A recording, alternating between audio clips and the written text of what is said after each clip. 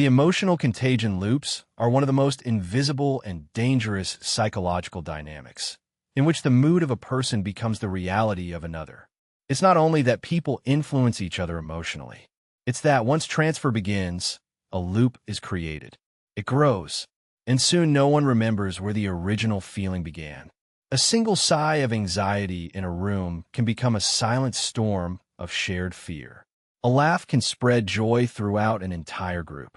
But the real power lies in how manipulators use this loop to control the emotional climate without a word. Emotional contagion loops. Our brains are wired with mirror neurons that reflect more than movement. They reflect emotions. When someone nearby radiates stress, sadness, or emotion, the nervous system picks up those signals and tries to imitate them. It is an ancient survival mechanism. In a tribe, imitating emotions meant safety. But in modern psychology, this wiring is a weapon. Narcissists, toxic leaders, or even charismatic influencers enter a room and project an emotion with precision, calm confidence or passive panic. And the others, without realizing it, absorb it like a virus. It is not manipulation with words. It is manipulation with mood. The loop begins when the emotion transmitted by a person triggers a specular reaction. And that reaction reinforces the original emotion, feeding it back to the source. It grows. It multiplies, like two mirrors reflecting each other endlessly. People trapped in emotional contagion loops lose clarity, confuse another person's anxiety with their own, and make decisions based on feelings that were never theirs. The scariest thing is that most don't even realize what's going on because they perceive it as real. They feel it as something personal, but in reality, it has always been borrowed. And unless someone breaks the loop, it becomes the dominant emotional truth in any space where it is found. Predictive structuring of guilt. The predictive structuring of guilt is a silent weapon. It does not accuse. It prepares the battlefield in advance. This psychological tactic consists of sowing subtle expectations that, when they're not met, automatically trigger guilt even before something has gone wrong. It is the art of making someone feel bad for a future that has not yet happened, for a disappointment written in advance in a script they never agreed to follow, but for which they suddenly feel responsible. In essence, the predictive structuring of guilt consists of preloading emotions. A father could say, "I know you probably won't call me for my birthday, but it's okay," sowing the seed of guilt days or weeks in advance. A couple may gently declare, "You're probably too busy to worry about this," activating the emotional trigger even before the event occurs.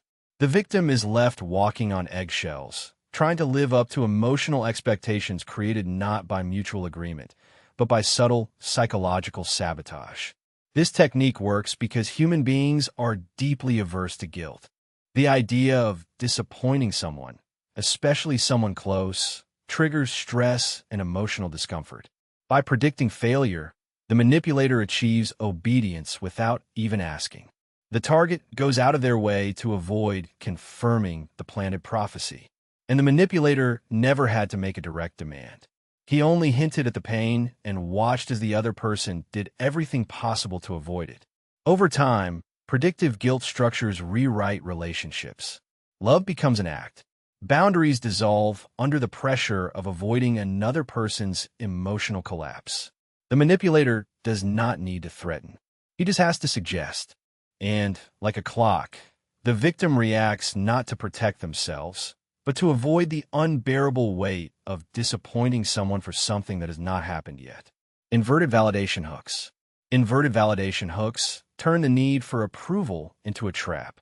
Unlike typical flattery or praise, this psychological technique works by withholding validation and then offering small fragments of it, but only when the target behaves as desired. It is not about making someone feel good. It is about making them need to feel good and putting the key to that feeling out of reach.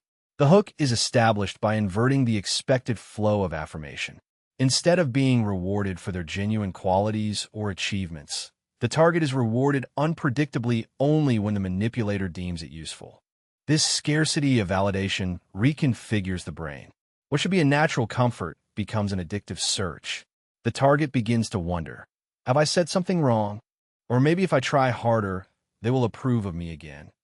It is a loop of doubt and pursuit in which the manipulator maintains emotional control by controlling the dose of approval. A smile after days of coldness, a compliment after hours of silence. Each small drop of praise becomes disproportionately powerful due to how rare and unpredictable it is. The mind adapts to this deprivation by clinging even more deeply to the source. The less someone is validated, the more they crave it. The more they crave it, the more they behave in a way that maintains the hook. Soon, the manipulator does not need to ask for loyalty or obedience. It has already been trained. The target lives for the next flash of recognition, thinking that if they are good enough, kind enough, or accommodating enough, they will finally win what they were once given freely. But with inverted validation hooks, it is never free again. Because once someone controls your sense of worth, they control your entire emotional reality. Reinforcement of the ghost pattern. The reinforcement of the ghost pattern is a chilling psychological technique in which someone reinforces a presence through their absence. It is not about what is said or done. It is what is withdrawn, what disappears, and then resonates in a subtle and strategic way to haunt the emotional landscape of another person's mind. In essence, it is the art of making someone feel emotionally attached to someone who is no longer present. The ghost is not a person.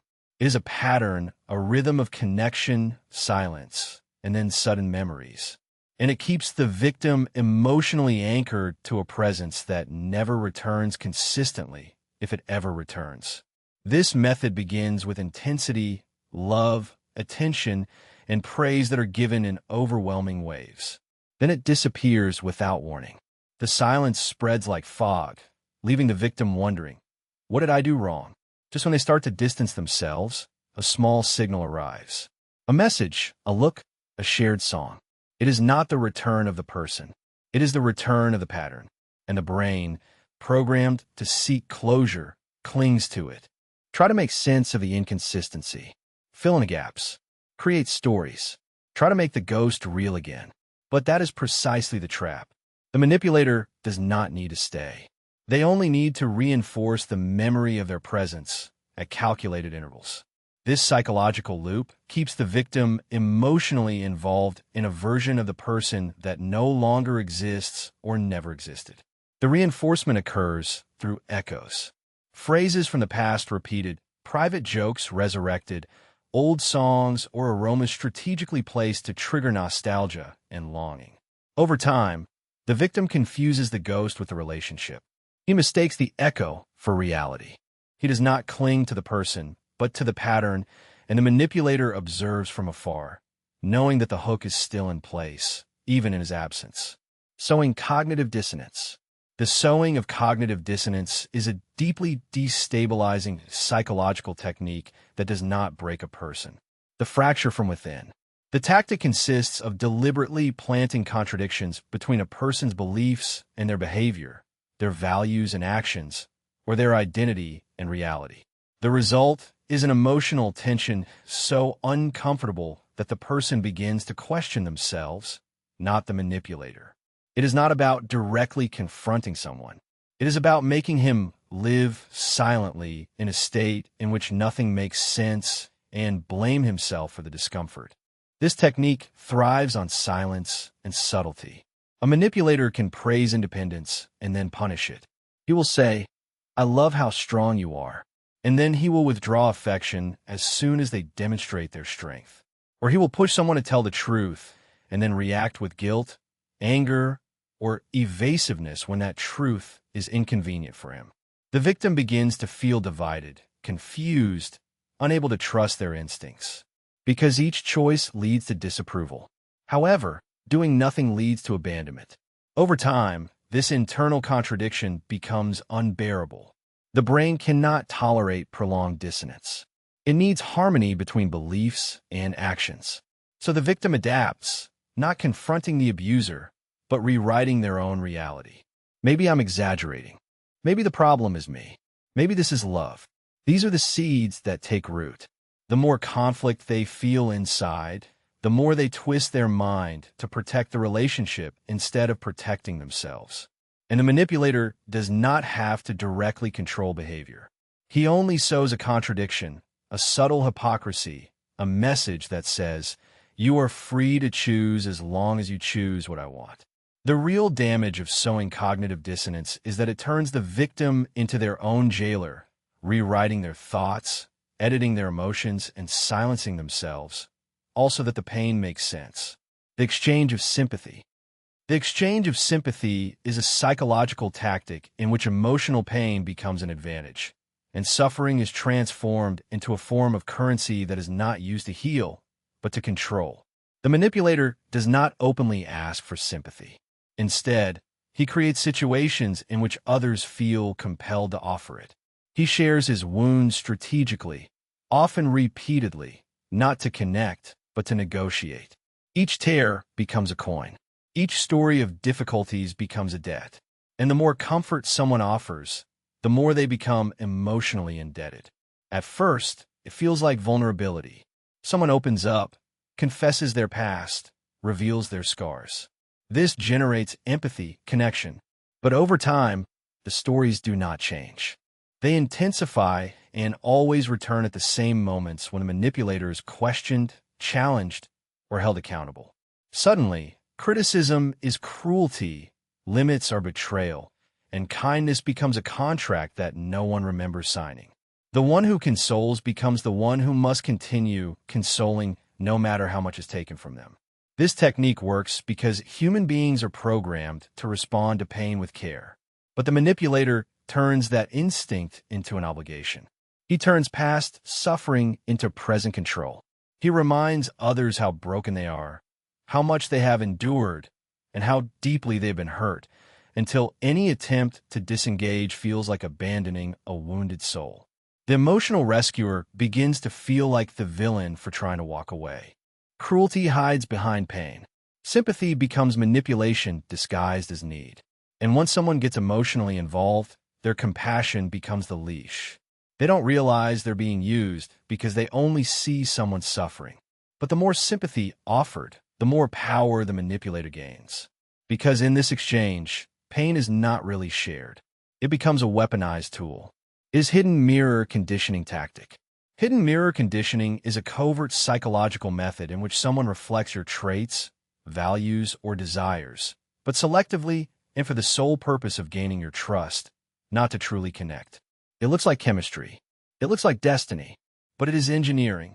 The manipulator observes, listens, and learns not to understand you, but to create a familiar mirror that you completely lower your guard. And when you realize it, you're no longer falling in love with a person. You are falling in love with a carefully constructed reflection of yourself. At first, it seems magical. They finish your sentences. They share your passions. They seem to understand you like no one ever has. But what is really happening is selective feedback. They observe your expressions when you light up. Then they catalog and reflect those qualities layer by layer, creating a personality designed to resonate with your deepest identity. It doesn't just create closeness. It creates dependence because, suddenly, you feel seen, understood, and validated.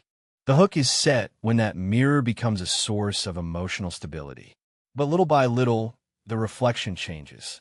They begin to change values, despising your dreams, questioning your character, all while claiming they're just being honest. And since they once reflected you so perfectly, you trust their judgment more than your own. That's the trap.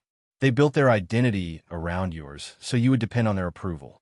And when they start distorting that mirror, you start questioning the very image of who you are. Hidden mirror conditioning works because people crave connection. But when the connection is manufactured, it becomes a tool of control. It is not love, it is not truth, just an illusion. An illusion perfectly tailored to reflect everything you've ever wanted until you forget how to see yourself without it.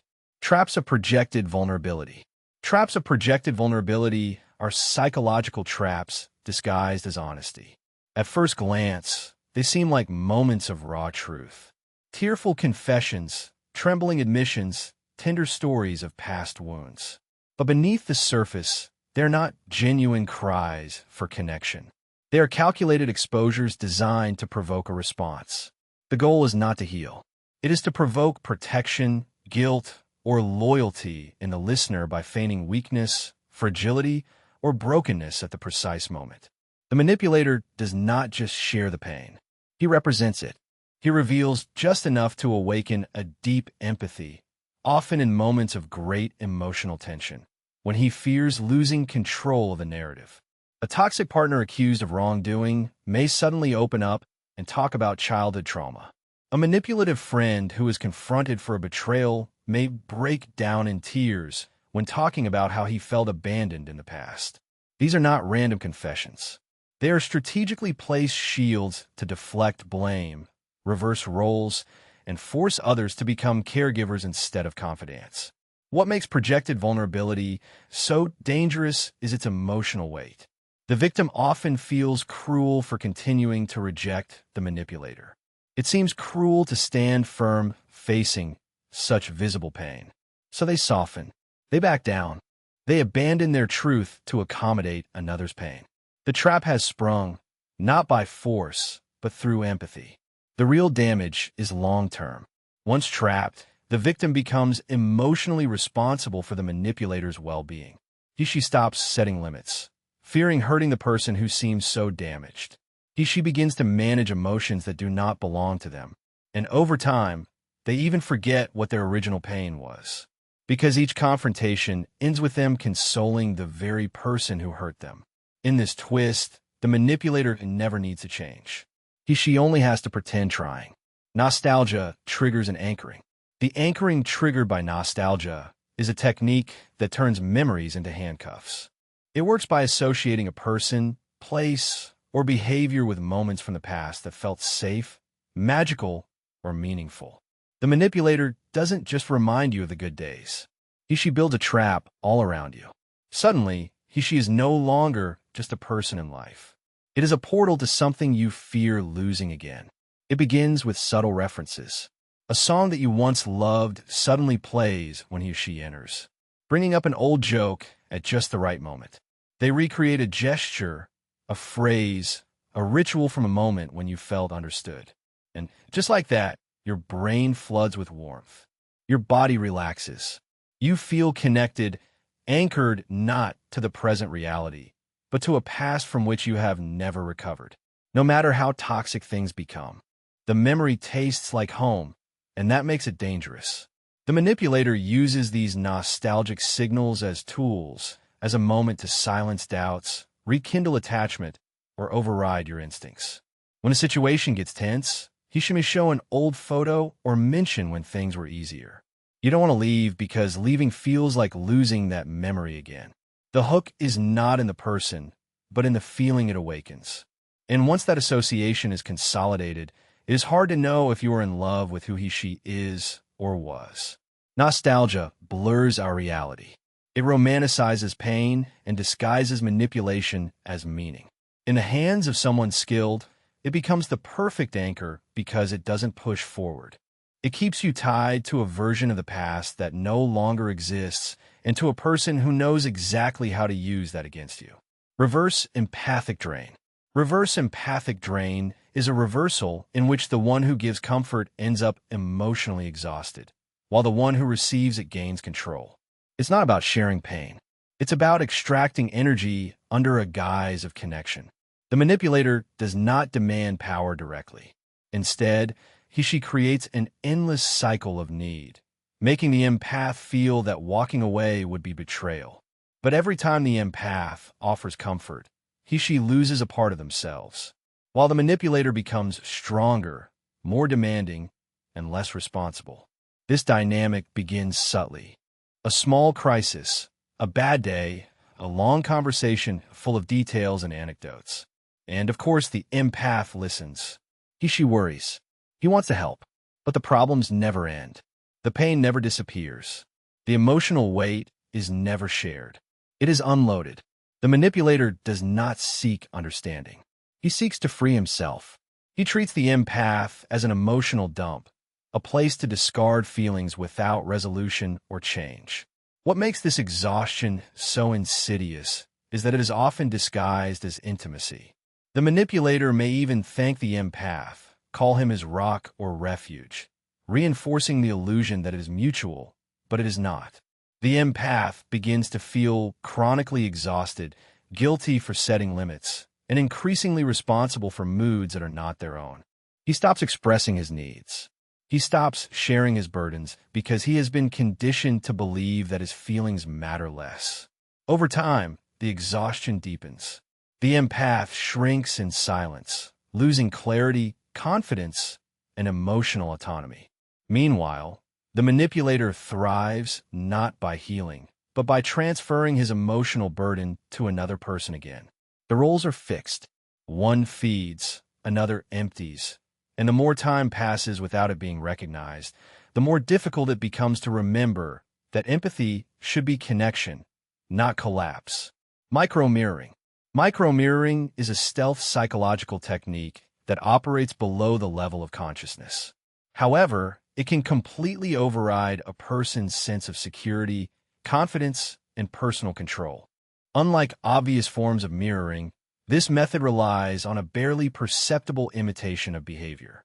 It involves subtle changes in tone, body language, and rhythm, designed to mimic someone so precisely that they never detect the manipulation, only the emotional attraction. It doesn't shout, "You can trust me." It whispers it directly to your nervous system. What makes micro-mirroring so powerful is its invisibility. A manipulator doesn't need to copy you openly. He can tilt his head slightly when you do, synchronize blinking, mimic your laughter half a second later. These small gestures are not captured by the conscious mind, but by the subconscious. And there is the danger, because your body begins to feel connection and security long before your conscious mind wonders why. That connection does not come from compatibility. It comes from strategic imitation. Once your nervous system associates the manipulator with familiarity and comfort, you let your guard down. You feel understood, even united. But the trap is not in the bond itself. It is in what comes after. Once trust is established through micro-mirroring, the manipulator begins to change strategy. He changes the rhythm, stops imitating you, and creates just enough dissonance for you to pursue the connection you felt before. And since your body has already felt it so intensely, you assume that the problem must be you. You try harder, you open up more. Meanwhile, they control the entire emotional temperature of the room. The scariest thing about micro-mirroring is that it requires no cruelty, deception, or even words. It hijacks the deepest and most primitive parts of a human brain, turning subtle imitation into invisible chains and making the person you trust the one who silently programmed your trust in the first place. Habitual desempowerment, nayes. Habitual disempowerment is the psychological erosion of self-confidence that takes place not through overt control, but through a slow drip of subtle suggestions, small corrections, and constant underestimations. The manipulator does not need to shout, insult, or dominate. He simply makes the target question himself little by little. It is the quietest form of sabotage, disguised as concern, feedback, or even love. And yet, it is devastatingly effective. The power of this technique lies in repetition. A colleague might say, "Are you sure you want to put that on?" A friend might ask, "Do you really think you can handle that job?" A father could murmur softly, "You have always been very sensitive." It is not an attack, just doubt. Doubt served often until the target stops trusting their own instincts. The manipulator positions himself as the voice of reason while, silently, he reshapes the other's sense of identity to turn it into something smaller, more hesitant, and easier to control. Each push seems harmless alone, but over time they accumulate. The target begins to postpone decisions, to seek approval, to walk cautiously through their own life. Trust is not stolen, but discouraged. Autonomy is not broken, but redirected. The person keeps moving, but only towards where they have been subtly pushed. The danger of habitual disempowerment is that it's hard to prove. The manipulator can always say, "I was just trying to help," or "You are exaggerating."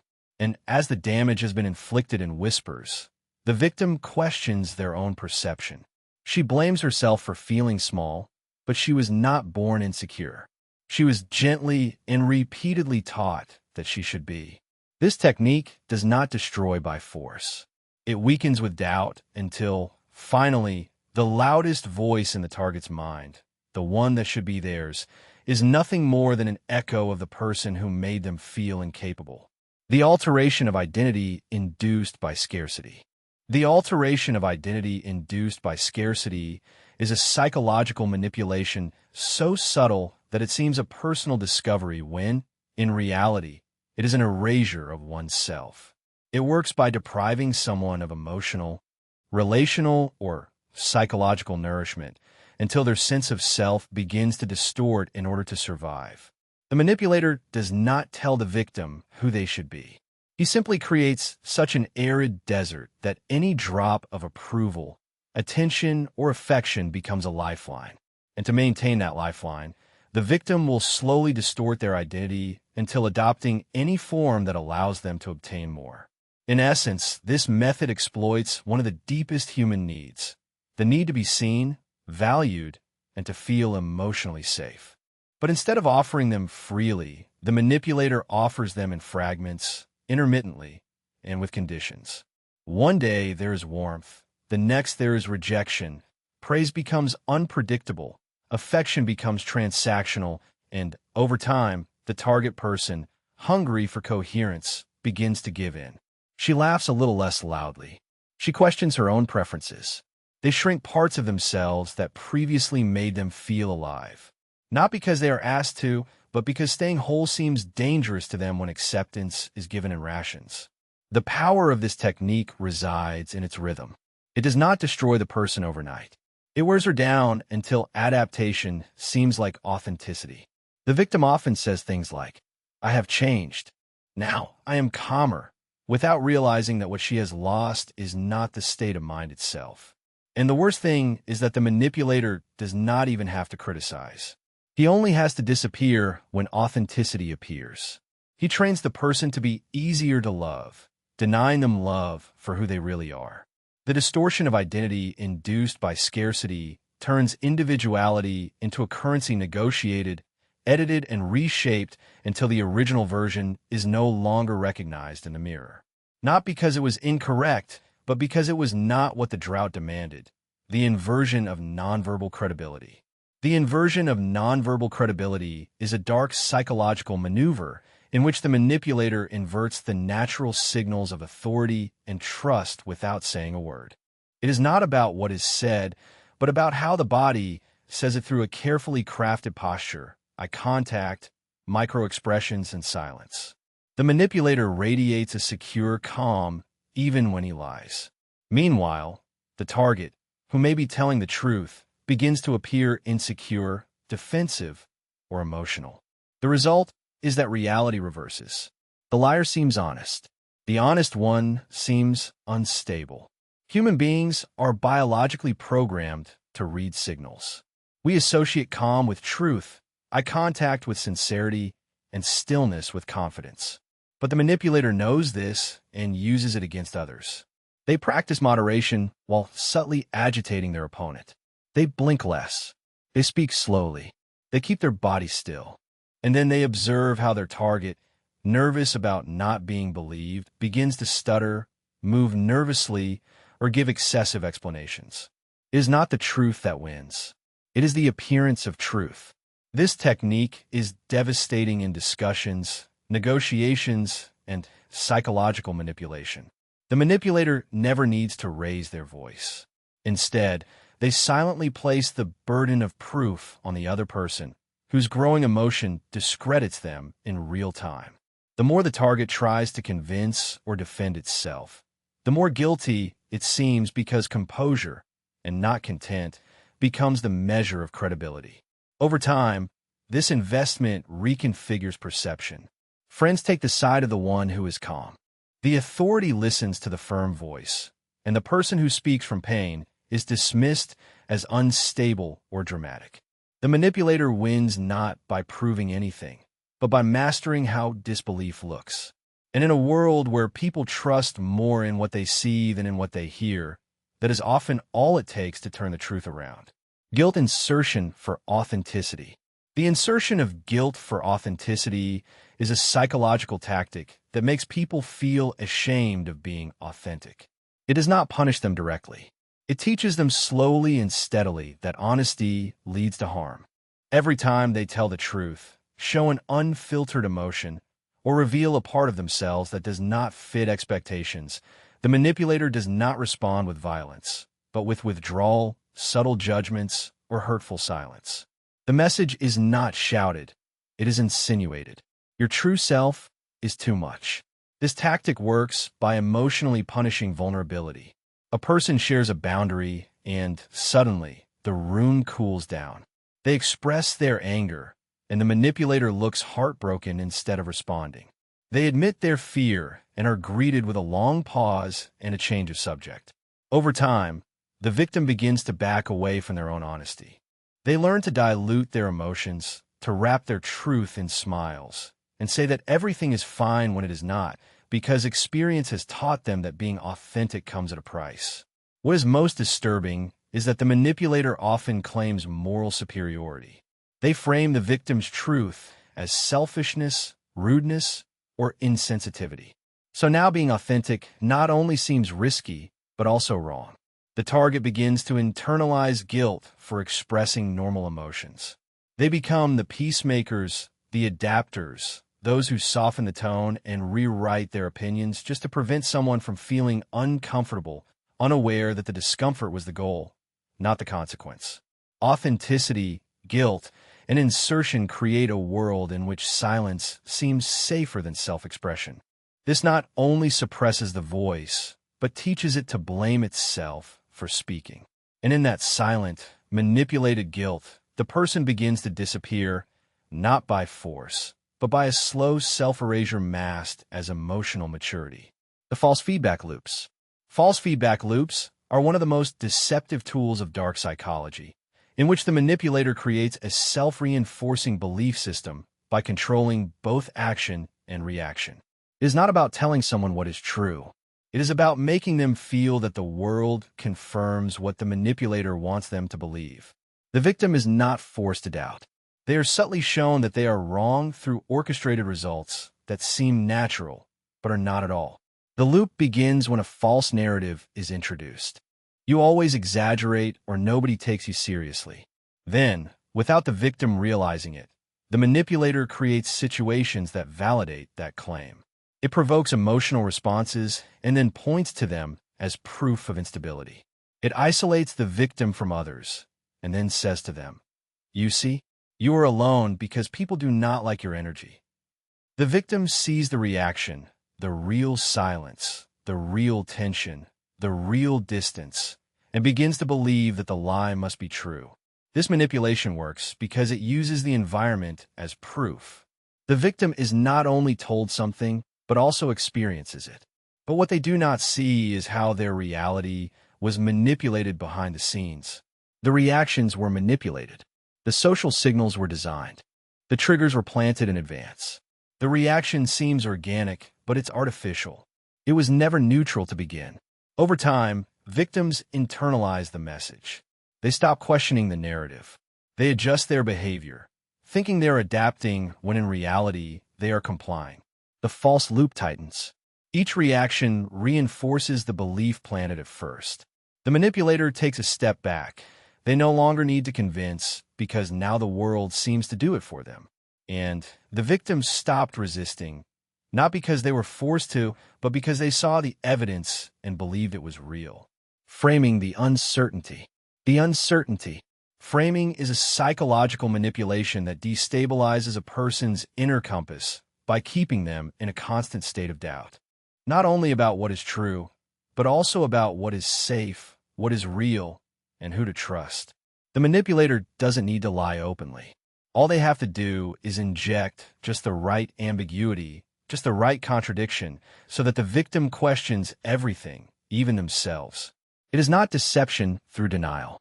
It is erosion through confusion. The technique works because the human mind craves clarity. Certainty gives us control. But when someone you trust constantly changes the rules, your brain does not rebel. It adapts. One day, they love your passion. The next, it is too intense. At one moment, they praise you for honesty. Later, those same words get used against you. These contradictions aren't accidental. They are calculated. The manipulator blurs the lines on purpose, making emotional reality unstable. You start tiptoeing through conversations, analyzing reactions, questioning your memory, wondering if you're too sensitive or not sensitive enough. Chaos becomes control. In this framework of constant uncertainty, the victim becomes increasingly dependent on the manipulator to interpret what's happening. Have I been too harsh? Have I misunderstood? What do you need from me? And the answer is always a little more flexibility, a little more compliance, a little less of yourself. Because in the framework of uncertainty, truth is not fixed. It is what the manipulator says it is at that moment. This psychological fog trains people to ignore their instincts, to question their clarity, to seek emotional refuge not within themselves, but in the person who has destabilized them. Uncertainty becomes the new certainty, and the manipulator becomes the only constant, because they're the one who creates the storm and has the only umbrella. Mapping energy depletion. The mapping of energy depletion is a psychological tactic in which a manipulator carefully identifies and exploits the routines, people, and conversations that deplete the mental and emotional energy of their target. It is not just about controlling actions. It is about systematically wearing someone down until their will is too tired to resist. This isn't done with shouting or force. It is done with time, repetition, and strategic emotional friction that slowly unravels a person from within. Observation is at the core of this technique. The manipulator observes when the target is most receptive, when he is exhausted, when he is less likely to argue. He learns what causes stress, what diminishes joy, and what catches attention. Then he introduces himself into those weak points. Difficult conversations always start late at night. Overwhelming demands come during the busiest work hours. Passive-aggressive comments appear right after the targets have had a long day. The pattern is not obvious initially, but it is precise. As this continues, the victim begins to feel chronically fatigued but cannot quite explain why. You may continue sleeping, eating, and functioning, but the energy to think clearly, defend yourself, dream, or desire fades. The manipulator then becomes the only constant, the only one who understands her. The very source of exhaustion is now presented as the solution. The cruelty of energy exhaustion mapping lies in its subtlety. The damage is not dramatic. It is cumulative. A person does not break suddenly. It dissolves. Trust becomes submission. The limits blur. Decisions are ceded, not because the victim is convinced, but because she is too tired to fight. And the manipulator never had to dominate. He just had to endure more. The victim's superiority effect. The victim's superiority effect is a manipulative psychological weapon disguised as moral innocence. It is the tactic of claiming perpetual victimhood, not to seek understanding, but to gain dominance by using sympathy as a weapon, silencing dissent, and shifting all responsibility to others. It is not about healing. It is about controlling. The person who uses this technique positions himself as the one who is always hurt, always misunderstood, always aggrieved, regardless of the facts or the damage he causes in return. In essence, this effect turns the natural human impulse to protect the wounded into a trap of blind loyalty. The manipulator tells you about his past pain, his betrayals, his wounds, real or exaggerated. And at first, it awakens compassion. But over time, something darker happens. Every disagreement becomes an attack. Every limit you try to establish becomes a new way in which you have hurt them. Your frustration becomes abuse. Your honesty becomes cruelty. Because if they're always the victim, then, by default, you're always the aggressor. This reverses emotional power. You find yourself apologizing when you're the one who suffers. You censor yourself to protect their narrative. You begin to doubt your own experiences because how could someone so hurt be the one causing harm? That is the trick. The person who uses the victim superiority effect is not asking for help. He is asking for submission. He presents himself as the fragile person. But behind that mask, there's usually a ruthless need for control disguised as innocence. The real danger lies in how helpless this dynamic makes the target feel. If you try to denounce it, you become the villain. If you stay silent, you drown under guilt's weight. And little by little, invisibly, you begin to disappear. Not because they have dominated you, but because they have convinced everyone, including you, that hurting them is the worst crime you could commit, even if it is only telling the truth. Installation of an emotional debt. The installation of emotional debt is a psychological tactic that creates invisible units in the minds of others, where each act of kindness, each favor, each moment of support is not really a gift, but a silent investment expecting to be collected. On the surface, it seems like generosity, a helping hand, an attentive gesture. But underneath, the manipulator keeps count, and the emotional cost arrives later, when the victim is too entangled to reject it without feeling guilty. This technique starts with an excess of strategic generosity.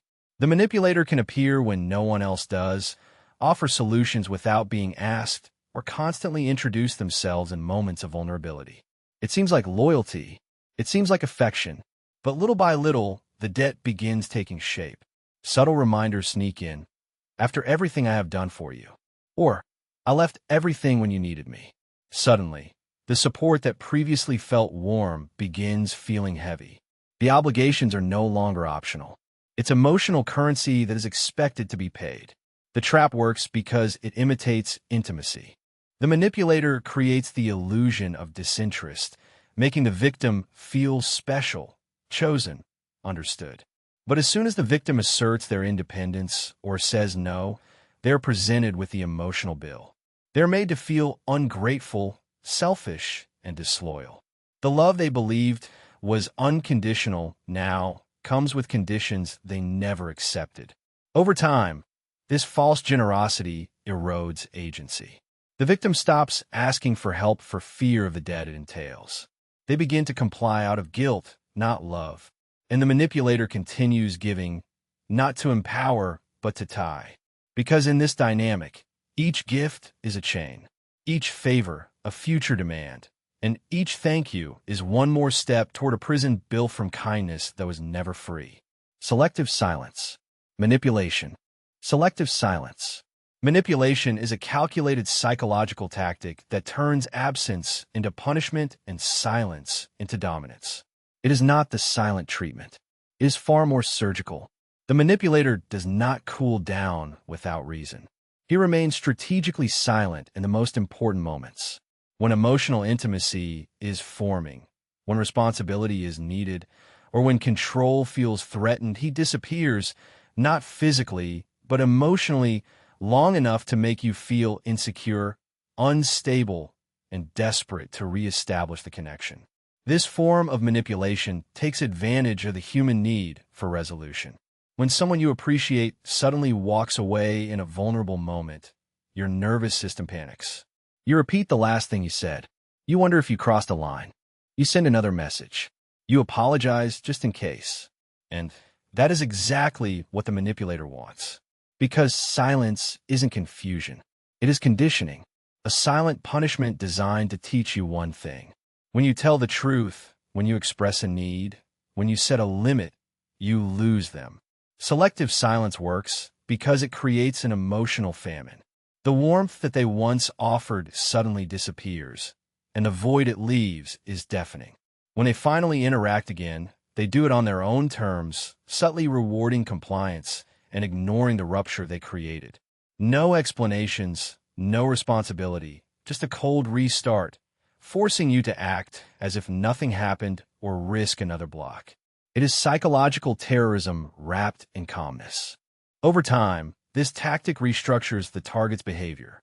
You become more compliant, more careful. You avoid emotional honesty. Not because it is wrong, but because silence has taught you that truth equals abandonment. And the worst thing is that you start calling it love. Because in a world where silence is a weapon, any response starts to seem like mercy. Cognitive load flooding. Cognitive load flooding is a psychological attack on clarity in which the manipulator overwhelms the mind with too much information emotions, or pressure to make decisions all at once, until the victim is mentally paralyzed. It is not about controlling through fear. It is controlled through confusion. By flooding the brain with rapid changes, contradictions, urgent demands, and emotional peaks, the manipulator blocks the victim's ability to think critically, forcing them to accept by default just to relieve pressure.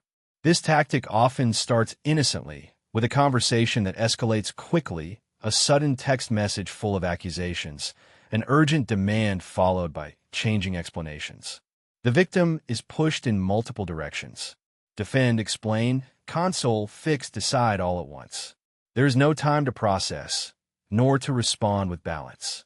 The brain accelerates, desperately trying to follow the logic, regulate emotions, and prevent the situation from escalating further. And that is precisely the goal. When a cognitive system overloads, it begins to fail. Rational thought is suspended. The victim begins to agree just to make it all end. He apologizes for things he has not done. He promises to change things he does not understand. The manipulator creates chaos and then positions himself as the only one who can end it. They destabilize, then calm, confuse, and clarify according to their own terms. Over time, the victim begins to doubt their own memory, their reasoning, their own stability. They completely avoid confrontation, not because they are wrong, but because they are exhausted. The manipulator does not need to win through logic. He wins by turning clarity into a luxury that the victim no longer has access to. Because when a mind is flooded, it does not rebel. It drowns in silence and clings to the first hand that pretends to pull it out.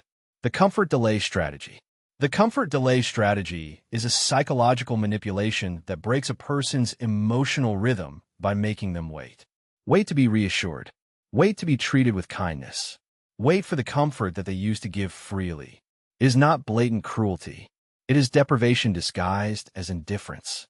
The manipulator does not say, "I do not care." He says nothing until the silence becomes strong enough to teach a lesson. And the lesson is always the same. Comfort is not your right. It is my reward to give or deny. This strategy begins in moments of anguish. You cry. You seek help. You expose a vulnerable part of yourself. And instead of receiving warmth, you get a pause, an absence, a void.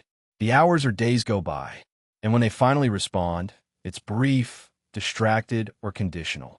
The message is clear.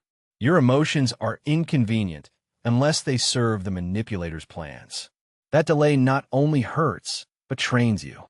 The brain begins to associate vulnerability with punishment, expression with silence, need with shame. This tactic turns emotional hunger into a weapon. When comfort is denied long enough, even crumbs seem like a feast. A kind word after days of distance floods your system with relief. You start chasing that feeling, not realizing you've started negotiating with your pain. You become more careful with the moment and how to express your emotions, adapting your truth to what will not cause delays.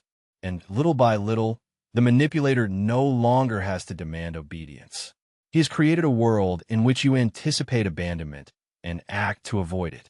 What makes the delay of comfort so dangerous is that it feels personal. Maybe I'm too dependent. Maybe I expect too much. But it's not your fault. It is the design. Because when comfort is used as a control tool, it stops being love and becomes a leash. Creation of a neurotic loop. The creation of neurotic loops is a psychological method to induce spirals of obsessive thoughts in which a person is trapped in their own mind, repeating doubts, fears, and insecurities in an endless loop. It's not just about making someone feel anxious. It's about building a mental labyrinth from which they cannot escape. The manipulator does it by sowing seeds of uncertainty and then feeding them with just the right attention, silence, or contradiction, so that the victim delves deeper, asks more, and convinces himself that he must submit. This loop does not start with a scream. It starts with a pause, a late response, a suspicious look, an ambiguous comment like, "I wish you understood me better." That's the hook. Then comes the pull. Victims need to understand, fix, explain. They repeat conversations, reread messages, analyze the tone, question the motives. Every attempt to find clarity only leads to more questions. There are no answers, only more loops. The manipulator knows exactly when to give and when to withhold. He drips attention, approval, or confusion at the right intervals to keep the mind spinning. Interrupts closure, interrupts logic, and instead of a resolution, he offers riddles. You should know what is wrong. I don't want to talk about it now. Tell me what you think you have done. Each phrase turns inward, making the victim question not only the relationship, but their own perception of reality. The genius of this tactic is that it requires no force. The victim becomes his own jailer, his own judge, his own jury. She stays awake late, crafting the perfect response, repeating the same moment from 6 different angles. Meanwhile, the manipulator sleeps placidly, knowing that he has created a mental cage that works on autopilot. Because once a neurotic loop is formed, the mind becomes a storm, and peace, even if only for a moment, feels like something to be earned. Manufactured chaos stability. Manufactured chaos is one of the most insidious forms of psychological control because it makes instability feel like home. The manipulator does not want peace. They desire a predictable unpredictability, a world in which you're constantly unbalanced, always guessing and constantly seeking support in the same person who is shaking the ground. It is a situation where chaos is not accidental. It is curated, designed, fed in small doses to create dependence. And the twisted thing is that, over time, your nervous system adapts. The storm becomes the new calm. This strategy starts with subtle disturbances. A canceled plan, a sudden mood change, an affectionate message followed by a cold silence. They aren't random things. They are carefully synchronized to prevent you from gaining momentum, stability, or clarity. When things start to improve, something changes. When peace begins to flourish, a problem appears. The manipulator keeps emotional balance just out of reach, forcing you to strive harder to connect, to be more accommodating, more forgiving. Anything to recover the fleeting feeling of calm that they once gave you. But calm is never real. It is bait, an artificial rupture of tension to keep you hooked. The cycle becomes addictive. Chaos, relief, chaos again. Your body starts confusing temporary stability with love. You breathe easier after a kind word.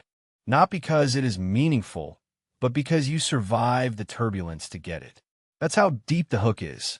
You don't yearn for joy. You yearn for the absence of harm. You don't desire happiness. You just want the chaos to stop, and only they seem capable of stopping it.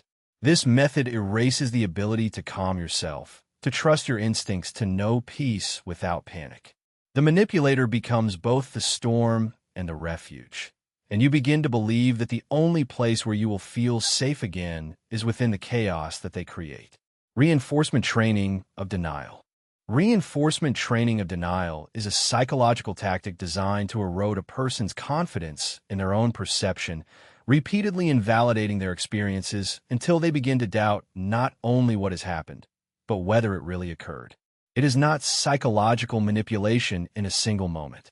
It is a process of sustained conditioning in which reality is slowly rewritten, memory by memory, feeling by feeling, until only the manipulator's version remains. It starts with a subtle rejection. A manipulator may tell you that you are too sensitive or that it is not what they meant. When confronted with hurtful behavior, at first the victim defends himself, but over time these denials accumulate. Each attempt to express pain is met with minimization, deviation, or disbelief. The victim is told over and over that their feelings are wrong, that their memory is faulty, that their reaction is exaggerated. In the end, they begin to self-censor for fear of the emotional punishment that comes with telling the truth. The genius of this technique lies in its repetition. Each small denial is like a crack in reality's foundations. When someone hears that something has never happened enough times, the brain, desperate to find stability, begins to believe it. Not because it is true, but because it feels safer than the alternative. The constant conflict, the emotional abandonment, or being branded as crazy. The victim surrenders not because they believe the manipulator, but because they stop believing in themselves. Soon, their entire emotional compass breaks. They apologize for being hurt. They could justify the abuse. They even defend the person who has made them question their sanity. The manipulator does not need to control the facts. It only needs to control beliefs. And once the victim's inner truth is silenced, obedience arrives. Not out of fear, but out of the empty and devastating thought, maybe the problem is me. Inconsistency, exploitation. Inconsistency and exploitation are psychological manipulation that not only confuses, but restructures. It is the deliberate use of contradictory signals, emotional blows, and behavior changes to destabilize someone's reality, making it easier to influence, control, and depend on the manipulator for their emotional balance. It is not the fact of being inconsistent that makes it dangerous. It is the pattern stable enough to give hope and chaotic enough to keep the target perpetually chasing clarity that never arrives.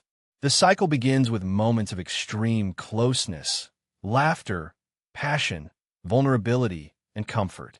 The manipulator offers a sample of emotional security and then snatches it away without warning. One day they are warm and affectionate. The next day, distant and cold, without explanation or apology. The victim looks for the trigger, assuming that they must have done something wrong. And that is when the trap closes, because uncertainty creates obsession. The victim begins to study each word, each look, trying to decipher the pattern, desperate to return to the connection that they once felt was so real. But the manipulator is always changing the rules. What worked yesterday, today goes wrong. Praise becomes criticism without provocation. Loving gestures become weapons. A psychological dependence is created in which the victim no longer trusts their own judgment and, instead, calibrates their emotions according to the manipulator's constant mood swings. Over time, inconsistency not only exhausts, but conditions. The brain begins to associate unpredictability with love. And the occasional good times become the justification to stay, to forgive, to try harder. The danger lies in the illusion that the chaos is temporary, that if you do things right, the good version will return. But the exploitation of inconsistency guarantees that that version only appears when control is needed, just enough time to keep you waiting, doubting, and emotionally tied to someone who never really needed to change. Identity games with broken mirrors. Identity games with broken mirrors are a dark psychological strategy in which a manipulator deliberately reflects a distorted version of someone's identity, enough to resemble the truth, but distorted enough to induce deep confusion, insecurity, and dependence. It is the art of making someone question who they are, subtly dismantling the reflection they once trusted. The manipulator does not tell blatant lies. Instead, they hold up a broken mirror in all the right places. Thus, every time the victim looks at themselves, they see something defective. It starts with small changes. The manipulator exaggerates weaknesses and minimizes strengths. A confident decision is reinterpreted as arrogance. A boundary is presented as selfishness. A compliment is followed by a sarcastic comment. The victim begins to wonder if they really are kind, stable, worthy of being loved, or if they have simply been deluding themselves all this time. Their self-image begins to fracture, not from a single attack, but from thousands of small fractures in the glass. The true cruelty of this tactic lies in how personalized it is. The manipulator observes carefully, studying insecurities, past wounds, and secret hopes, and then uses them as tools of distortion. It mimics the victim's language, passions, and even fears, and then twists them slightly. The result is disturbing. The victim sees parts of themselves reflected, but never as they know them. It feels exposed, but invisible, familiar, but strange. Over time, the victim stops trusting their inner compass. They constantly seek to be reaffirmed. They ask themselves questions like, am I really like that? Have I been too much? Do I make everything difficult? And all the answers they get come from the same broken mirror. The manipulator becomes the only person who seems to understand them because he is the one who has designed the distorted reflection. And in her search for clarity, the victim falls more deeply into a labyrinth of ignorance, forgetting not only what is true, but who she was before the mirror broke. Tranquility. Retention. Reaffirmation. Retention is a psychological tactic that makes emotional security into currency. It is the act of deliberately refusing to offer comfort, clarity, or affirmation when someone needs it, not out of forgetfulness, but as a quiet method of control. It is not about indifference, but about precision. The manipulator knows exactly when to offer tranquility and when to deny it, creating instability, doubts, and a growing dependence on his approval. It begins with subtle moments, a worried look meeting a lost look, a trembling question ignored with silence. You open up, and instead of comfort, you find evasions or distractions. Over time, these small denials accumulate. You stop feeling safe expressing your fears. You start editing your pain. And finally, you no longer ask for tranquility. You beg for it, not because you are weak, but because they trained your nervous system to believe their response defines your reality. The tactic is especially powerful because it's invisible. From the outside, the manipulator seems calm, logical, even mature. But his calm is a weapon. His emotional control becomes a mirror that reflects your need, your insecurity, your desperation. And so you shrink. You apologize for needing answers. You question your emotions. You start to believe that needing comfort makes you a burden. This creates a dangerous power dynamic. The manipulator does not have to shout, blame, or control openly. He simply shuts up when you are vulnerable. And that strategically placed silence makes you want them more, not less. The deprivation of security not only creates emotional hunger, it convinces you that the hunger is your fault and that only they have the key to feed it, according to a calendar only they control. Manufactured trust cycles.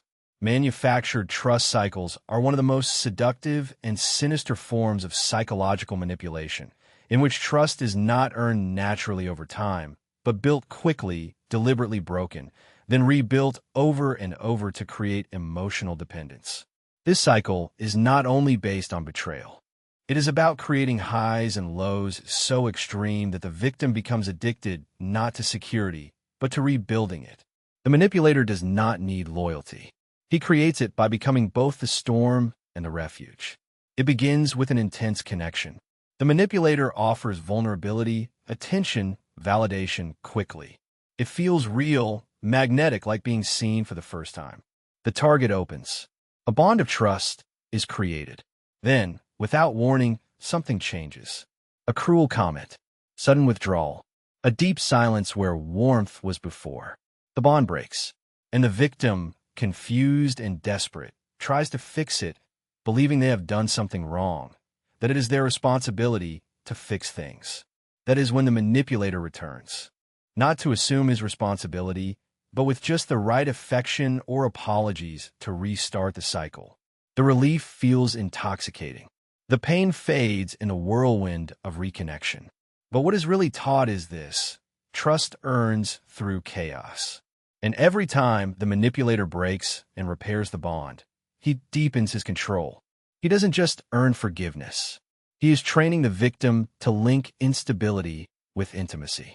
Over time, the victim stops resisting the roller coaster. He fears the calm, awaiting the next fall. He overdoes it, over-apologizes, strives to return to the good version of the manipulator, the one that only appears after enough suffering.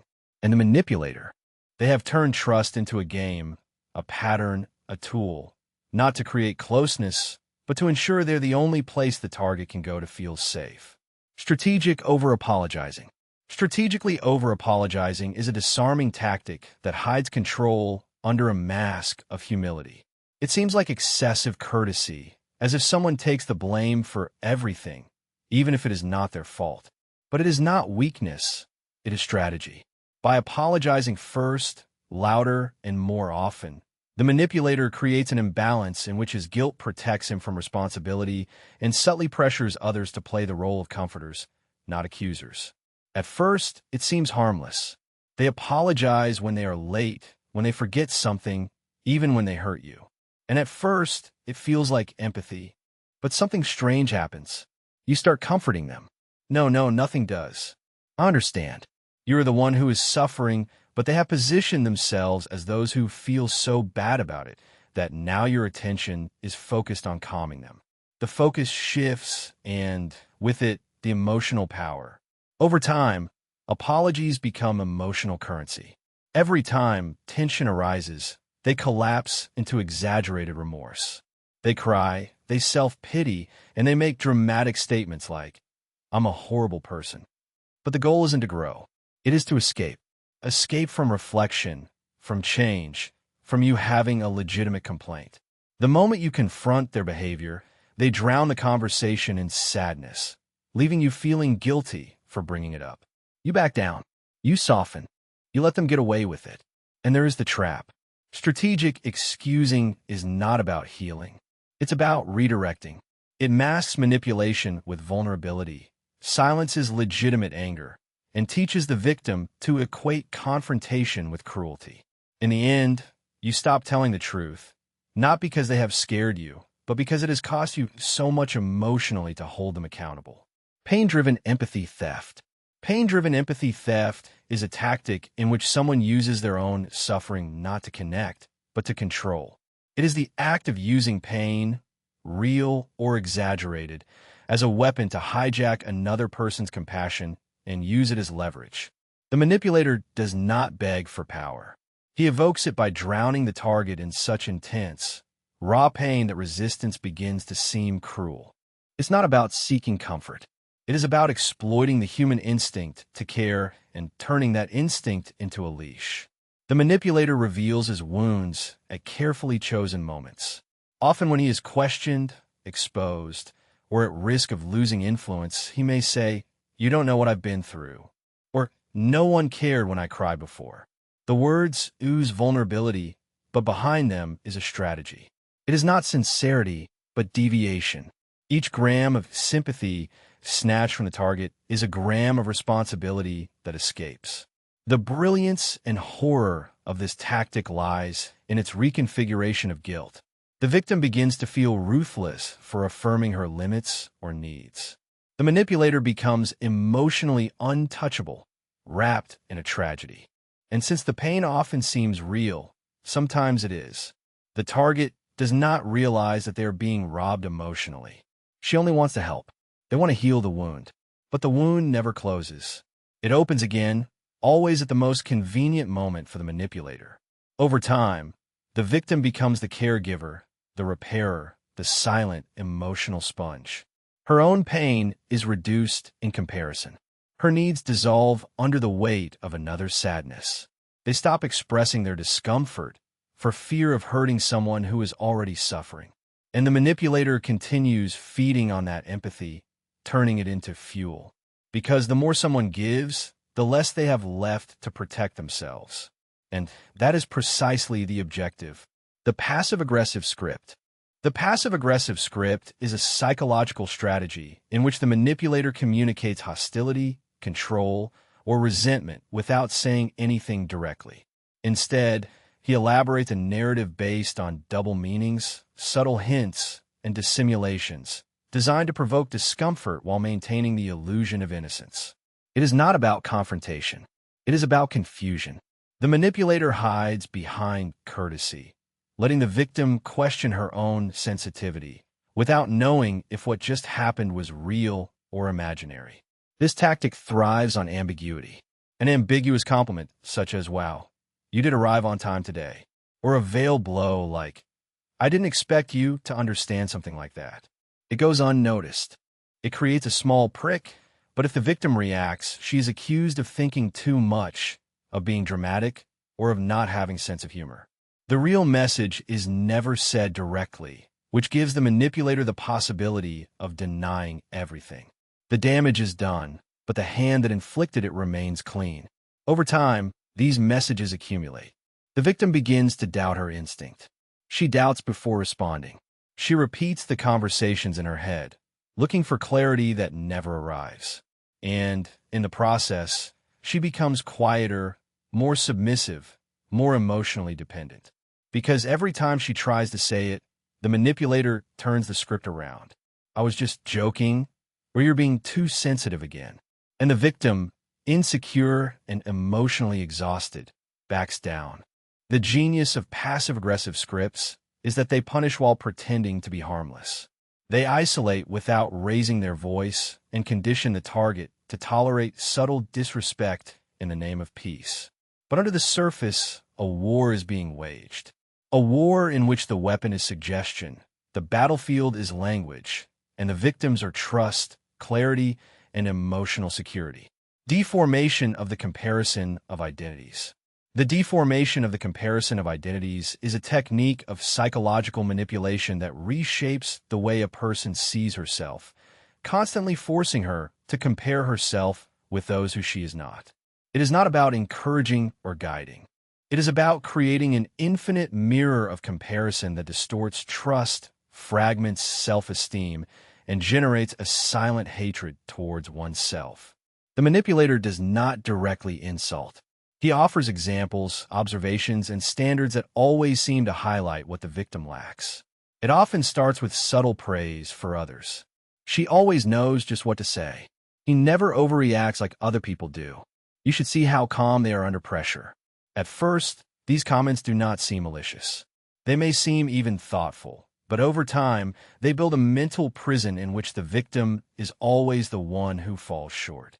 As much as he tries, there is always someone smarter, more attractive, more capable, more desirable. The manipulator does not have to criticize. The comparison does it for him. The cruelty lies in its invisibility. The victim begins to pursue perfection, not to grow, but to stop feeling inferior. He changes his way of dressing, of speaking, of responding. But the bar keeps rising. The more they mold themselves, the more they are reminded of what they still are not. Their own identity becomes a correction project, never one of satisfaction. Over time, the victim stops trusting their instincts. He doubts the compliments, questions his achievements, and begins to see himself through the distorted prism of inferiority. The manipulator becomes the architect of this identity crisis, not by force, but by constantly reminding the victim who they should be. And in trying to close the gap between the self and the ideal, the victim loses sight of who he was before comparing himself. Idealization, devaluation, rejection. Idealization, devaluation, and rejection are a brutal psychological cycle that traps the victim in an emotional pendulum in which he is first adored, then dismantled, and finally discarded as if they had never been valued. It is not just manipulation, it is identity demolition.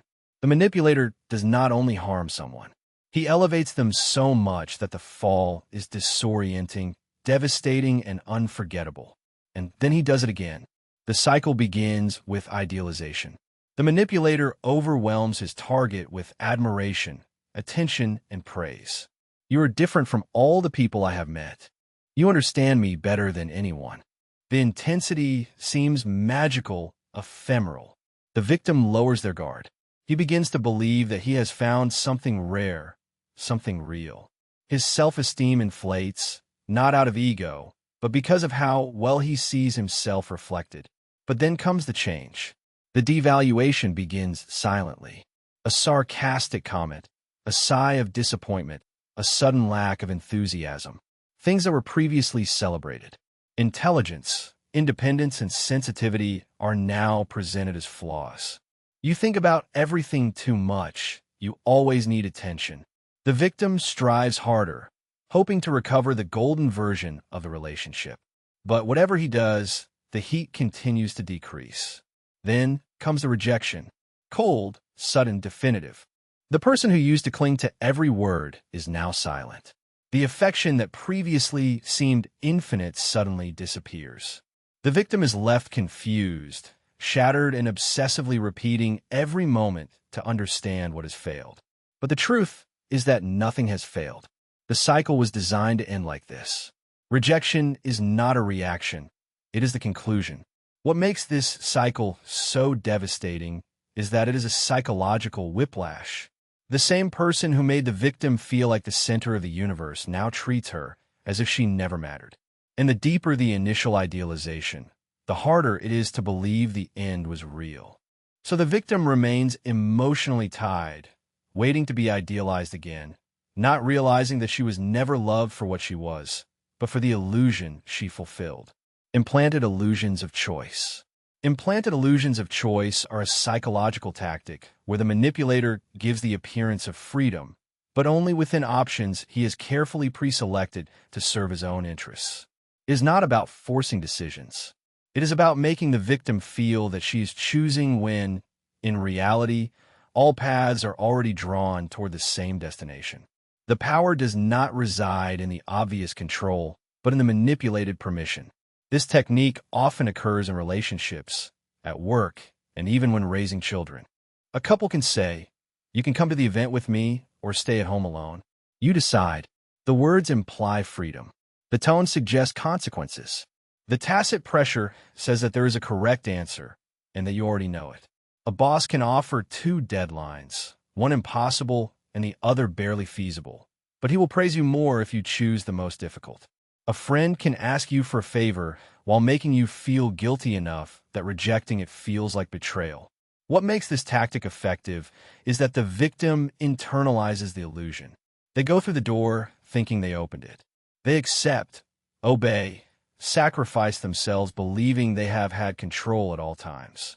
The manipulator has never had to demand anything. He simply limits the options so skillfully that any choice the victim makes will benefit him. Over time, this redefines one's autonomy.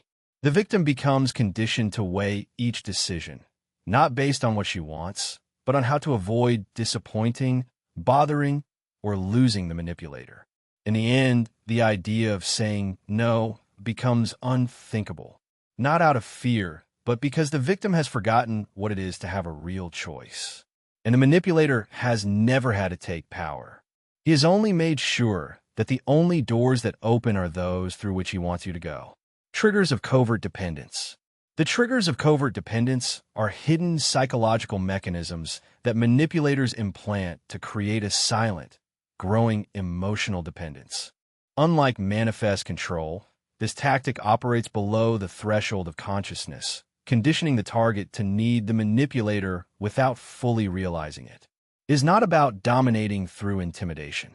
It is about shaping someone's emotional reflexes so subtly that, over time, they cannot imagine their life without the person who pulls strings. The manipulator begins by offering himself as the solution to problems that he subtly emphasizes. He will say, "I'm the only one who really understands you," or "No one else would put up with what you have been through." These statements seem affectionate, even intimate, but deep down they are planting the seed. You are difficult, and I am your lifeline. Over time, the manipulator becomes the source of tranquility, security, approval, and even decision-making, but it is a system that he himself has designed, and the dependence isn't natural. It is sculpted. The genius of covert triggers lies in how they are disguised as support. The manipulator can deliberately overwhelm the victim with stress and then intervene with comfort. He can sabotage the victim's confidence, only to praise her when she is compliant. Little by little, the victim learns to turn to the manipulator to regulate her emotions, validate herself, and orient herself. She loses the muscle memory of independence, and the manipulator reinforces his control, not by force, but by being necessary. Soon, the victim stops asking others for advice, stops acting without consulting, and begins to wait for approval before trusting her own voice. And the manipulator becomes the invisible center of someone's emotional world. The scariest thing is that this dependence isn't perceived as imprisonment. It is perceived as love, loyalty, and trust. Until one day, the victim wakes up and realizes that she has given all her sense of self, piece by piece, to someone who had planned it that way from the start. The framing of emotional paralysis. The framing of emotional paralysis is a dark psychological technique in which the manipulator traps someone in a constant state of internal contradiction, deliberately creating emotional dilemmas that leave the victim paralyzed, not knowing how to act, speak, or even feel without risking punishment. It is not that the target fears doing something bad. is that all options seem bad to them. Each step forward is a violent threat. Each silence shouts guilt, and the victim learns that doing nothing is safer than doing anything. This framing is built through contradictory expectations. Be honest with me, says the manipulator, but punishes sincerity with anger or rejection. Tell me what you need, they offer, but they respond to vulnerability by criticism. The victim is left emotionally paralyzed, trapped in anticipation and a loop of fear. Even joy becomes dangerous. A good day can spark jealousy. Trust can provoke contempt. So the victim shrinks. They become quiet, compliant, anxious. The brilliance of this tactic is how it reconfigures the emotional response. The victim begins to question even their most basic instincts. Am I exaggerating? Have I been too cold? Have I made them feel rejected? Feelings are no longer expressed. They are filtered through possible punishment. Emotions become calculations, not expressions. And the manipulator observes how the victim becomes smaller, less expressive, more dependent, conditioned to believe that the safest way to exist is to tiptoe through life and call it love. Over time, this framing turns vibrant people to shadows, not because they lack passion, but because they have been taught that any display of it could be used against them. The manipulator does not silence them by threats. They teach them to shut up, and in the end, they do not need to control because paralysis becomes the victim's default state, who forgets what freedom is. Hijacking the role of authority. The hijacking of the role of authority is a game of psychological power in which the manipulator assumes a position of unearned dominance, not through credentials or experience, but through the tone of her behavior and subtle social engineering. They do not wait to be given authority. They act as if they already have it. And most people conditioned to obey those who seem safe simply obey. It is not about leadership. It is dominance disguised as guidance. The manipulator does not ascend through trust. They bypass it completely by appropriating the role and challenging anyone who questions it. It begins with confidence. The manipulator speaks first, louder, or last. They correct others in public, take credit, and project the image of someone who knows more, even when they do not. They interrupt. They affirm. They advise without being asked and question others in a way that makes disagreeing risky. The group begins to perceive them as an authority, not because they are right, but because they make themselves untouchable. This tactic is effective in uncertain environments, new teams, social groups, and emotionally charged situations where people seek guidance. The manipulator fills the void with certainty.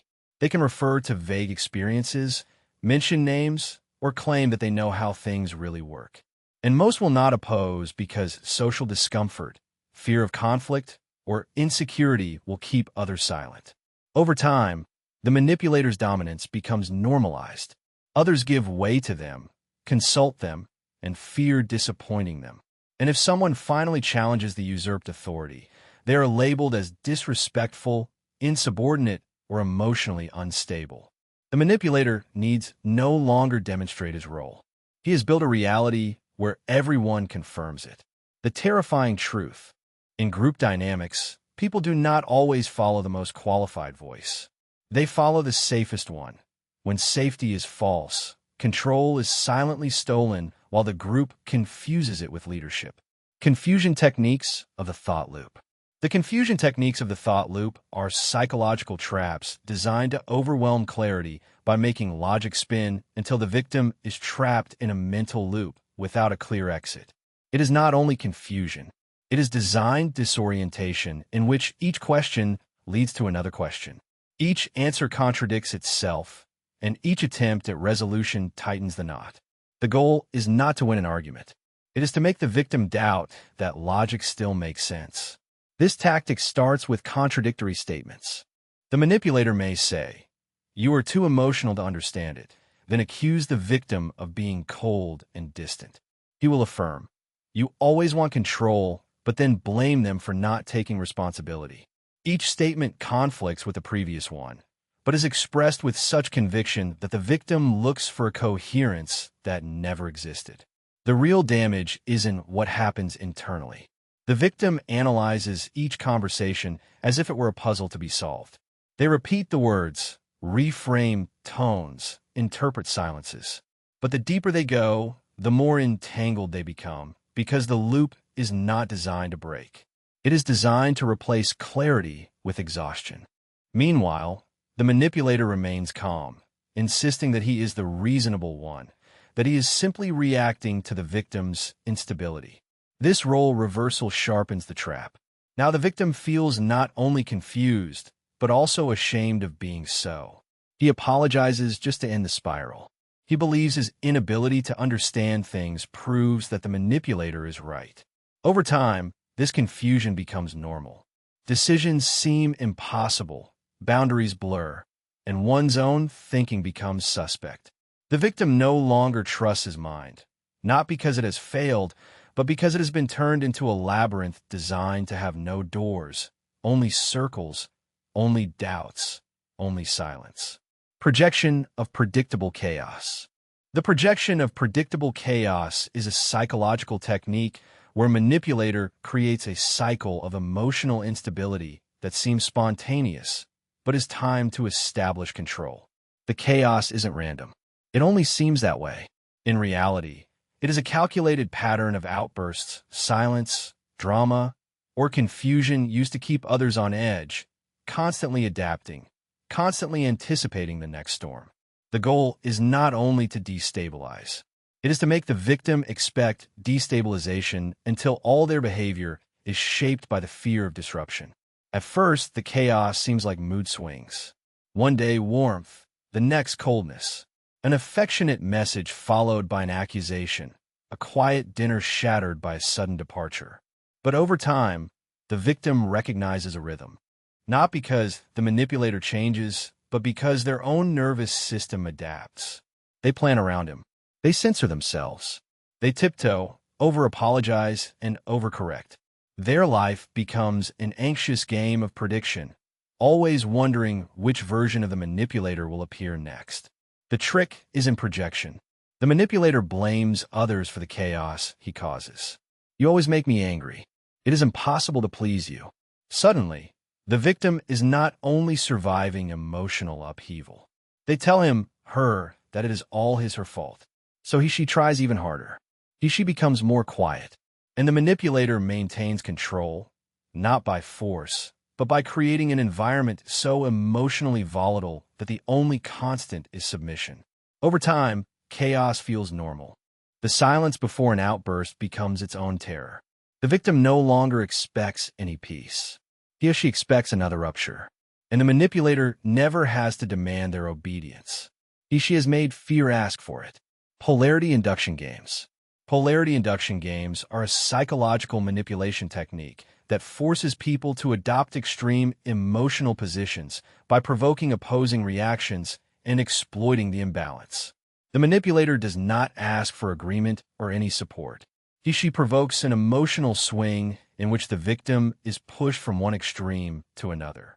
Love to hate, guilt to rage, security to fear, until their sense of balance is shattered. Once that emotional center disappears, the manipulator can control the swing. This tactic thrives on emotional provocation. The manipulator may idealize the victim first. You are the only one who really understands me. Then, without warning, they make a radical turn. I don't think you care about me at all. This sudden change forces the victim to struggle emotionally, desperate to recover what has just been lost. It is not just a blow, it is emotional conditioning. The brain, desperate to recover affection, begins to overcompensate, giving more, apologizing faster, silencing objections just to recover the version of manipulator that it adored. Over time, the victim becomes hypersensitive to the manipulator's moods, anticipating their changes and adjusting their own emotions to adapt. If the manipulator is cold, the victim turns on even more to keep the connection alive. If the manipulator is cruel, the victim becomes more forgiving, believing gentleness could bring her back.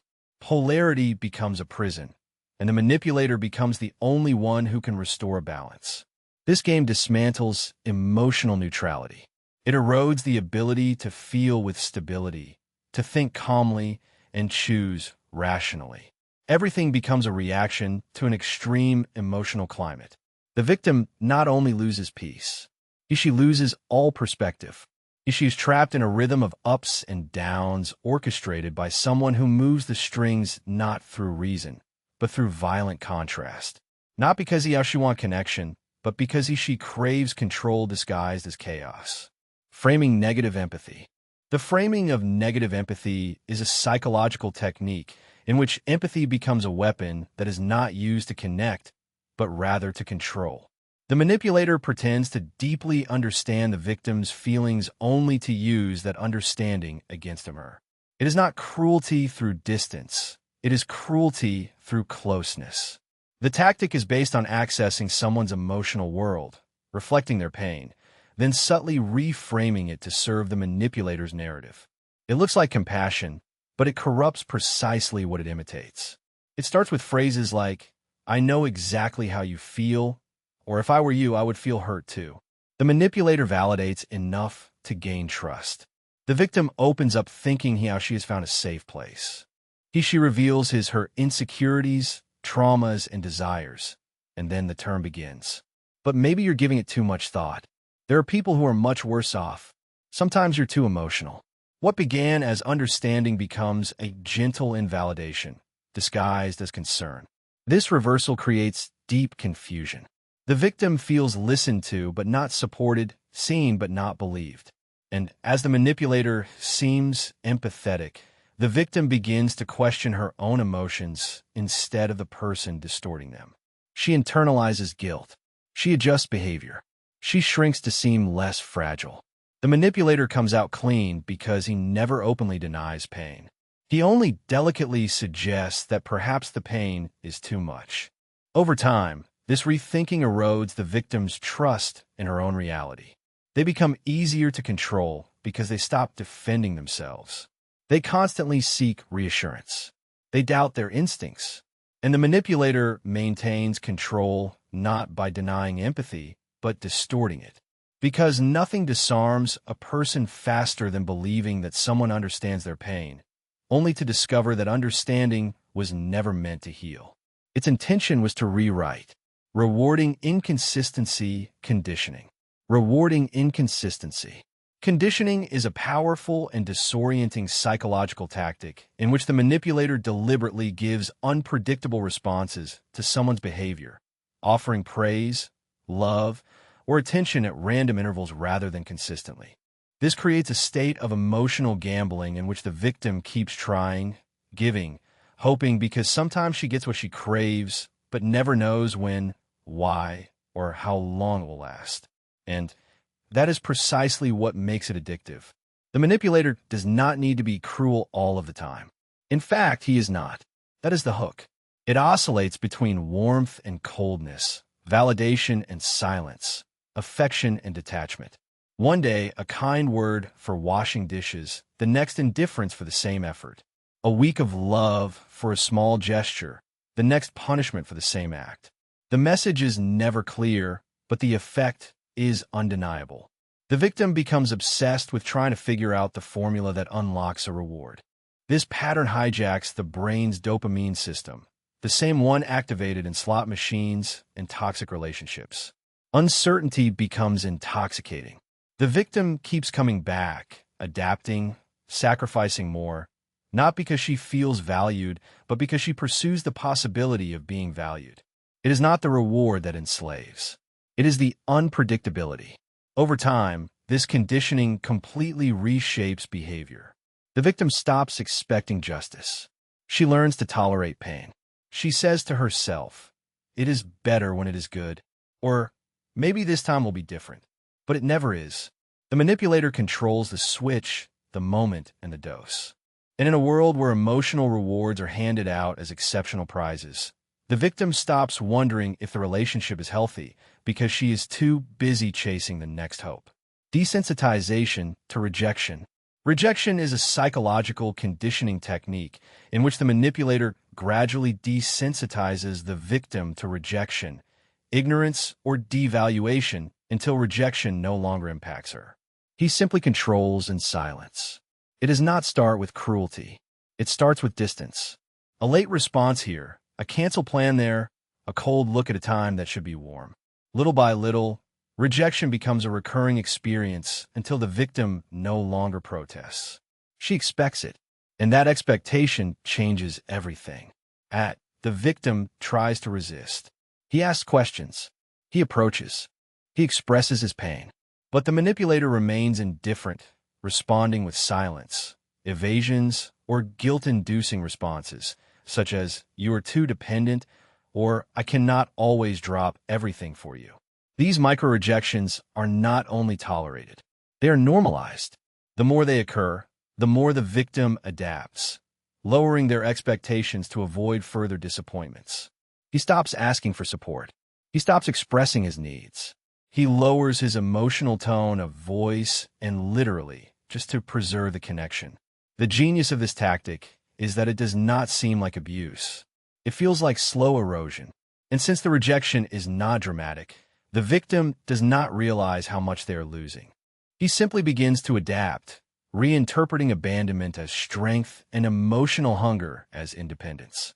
But inside, something silent begins to die. The belief that he deserves coherence, attention, and care. Over time, the manipulator does not even need to say no. The victim stops asking. They do not walk away, not because they are attached, but because they have been trained to settle, trained to feel grateful for crumbs, trained to stay close to someone who constantly rejects them. And that is the final trick.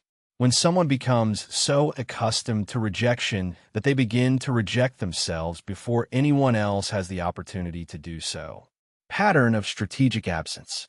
The pattern of strategic absence is a calculated psychological manipulation in which the manipulator disappears physically, emotionally, or communicatively in moments chosen precisely, not to separate, but to create a void that increases their perceived value. It is not just about disappearing. It is about withdrawing with purpose.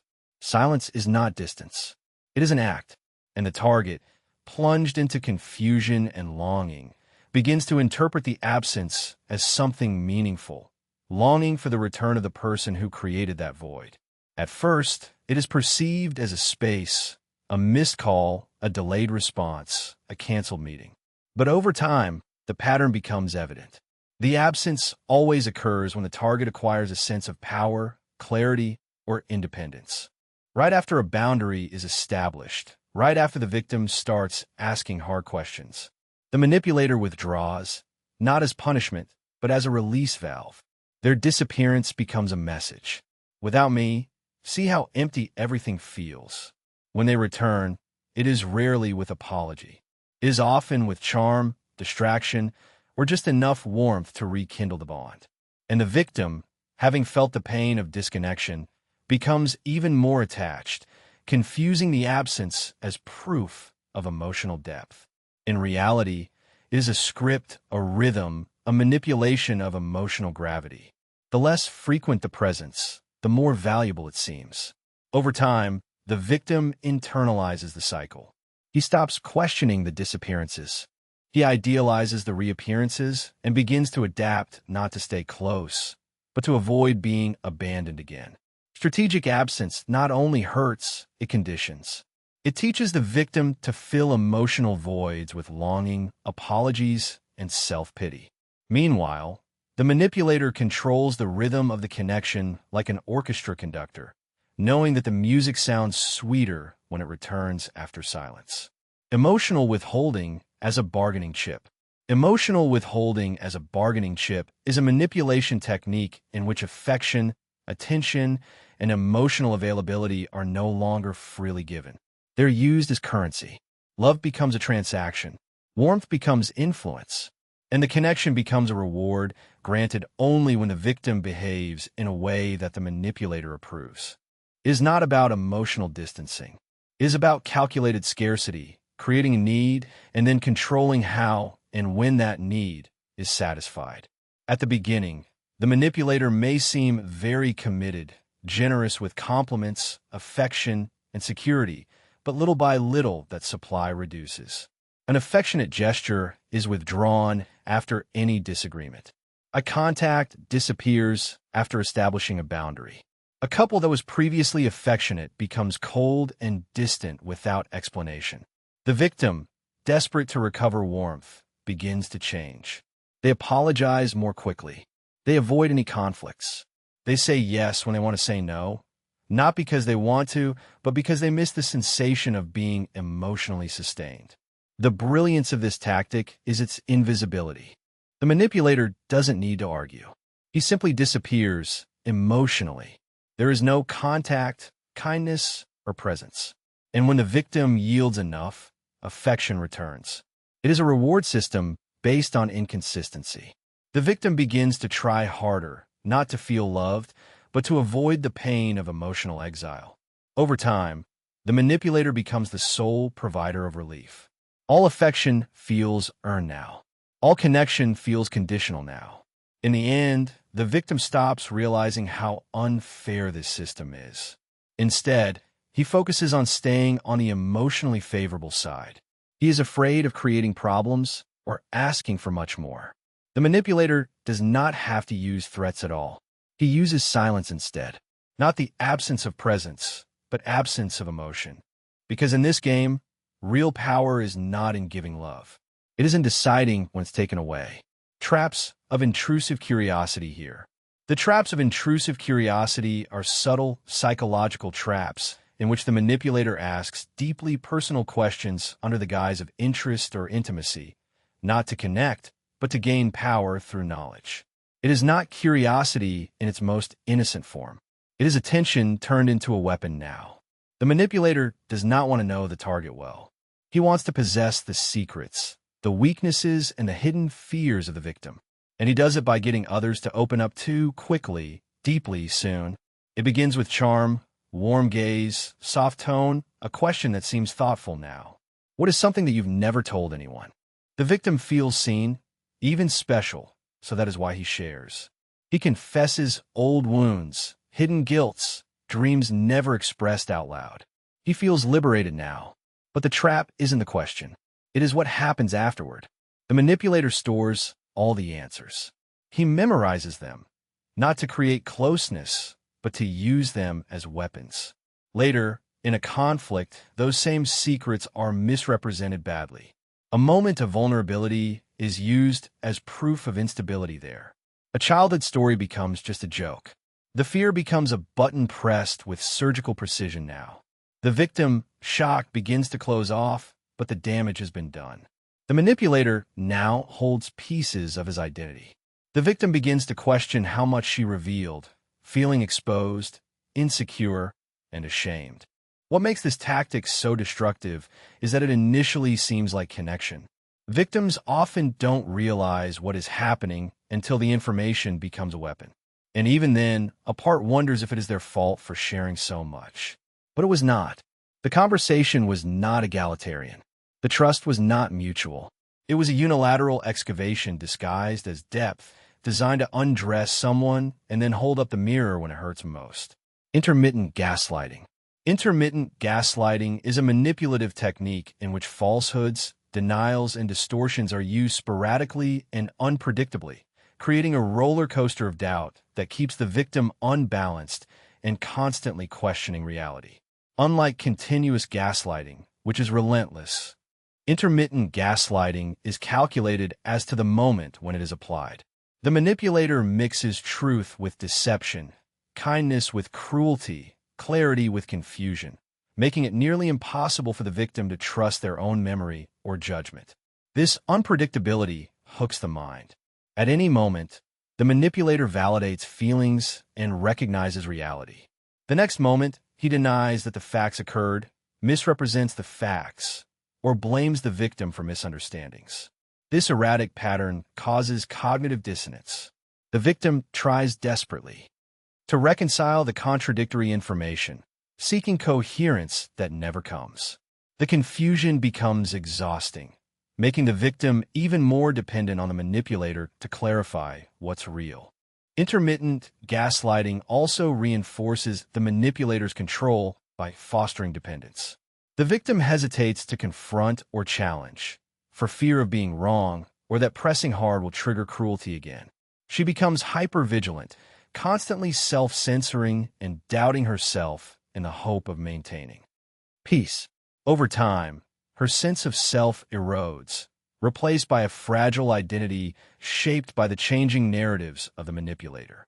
Due to its intermittent nature, intermittent gaslighting is especially insidious.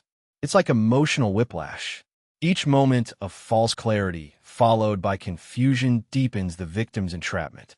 They cling to the rare moments of truth as if they were a lifeline, not knowing that those moments are carefully doled to keep real control firmly in the hands of the manipulator. Inflation and collapse of trust. Collapse. The inflation and collapse of trust is a psychological manipulation strategy in which the manipulator rapidly inflates trust and intimacy to create a false sense of security, only to suddenly break it, leaving the victim disoriented, vulnerable, and desperate to rebuild what has been lost. This emotional roller coaster is not accidental. It is designed to make the victim cling more, confusing chaos with passion and instability for authenticity. The process begins with overwhelming warmth, openness, and connection. The manipulator shares secrets, expresses affection, and makes grand promises, creating an avalanche of trust that leaves the victim breathless. The target feels unique and valued, often for the first time. This intense trust is intoxicating. It tears down walls and blurs boundaries. The victim begins to believe that the manipulator is different from everyone else. But then, just as quickly, the manipulator withdraws. Coldness replaces warmth. Promises are left unfulfilled. Conversations end abruptly. The victim is left looking for reasons, questioning her own worth and judgment. The sudden collapse feels like a betrayal, but it also ignites a desperate hope to repair.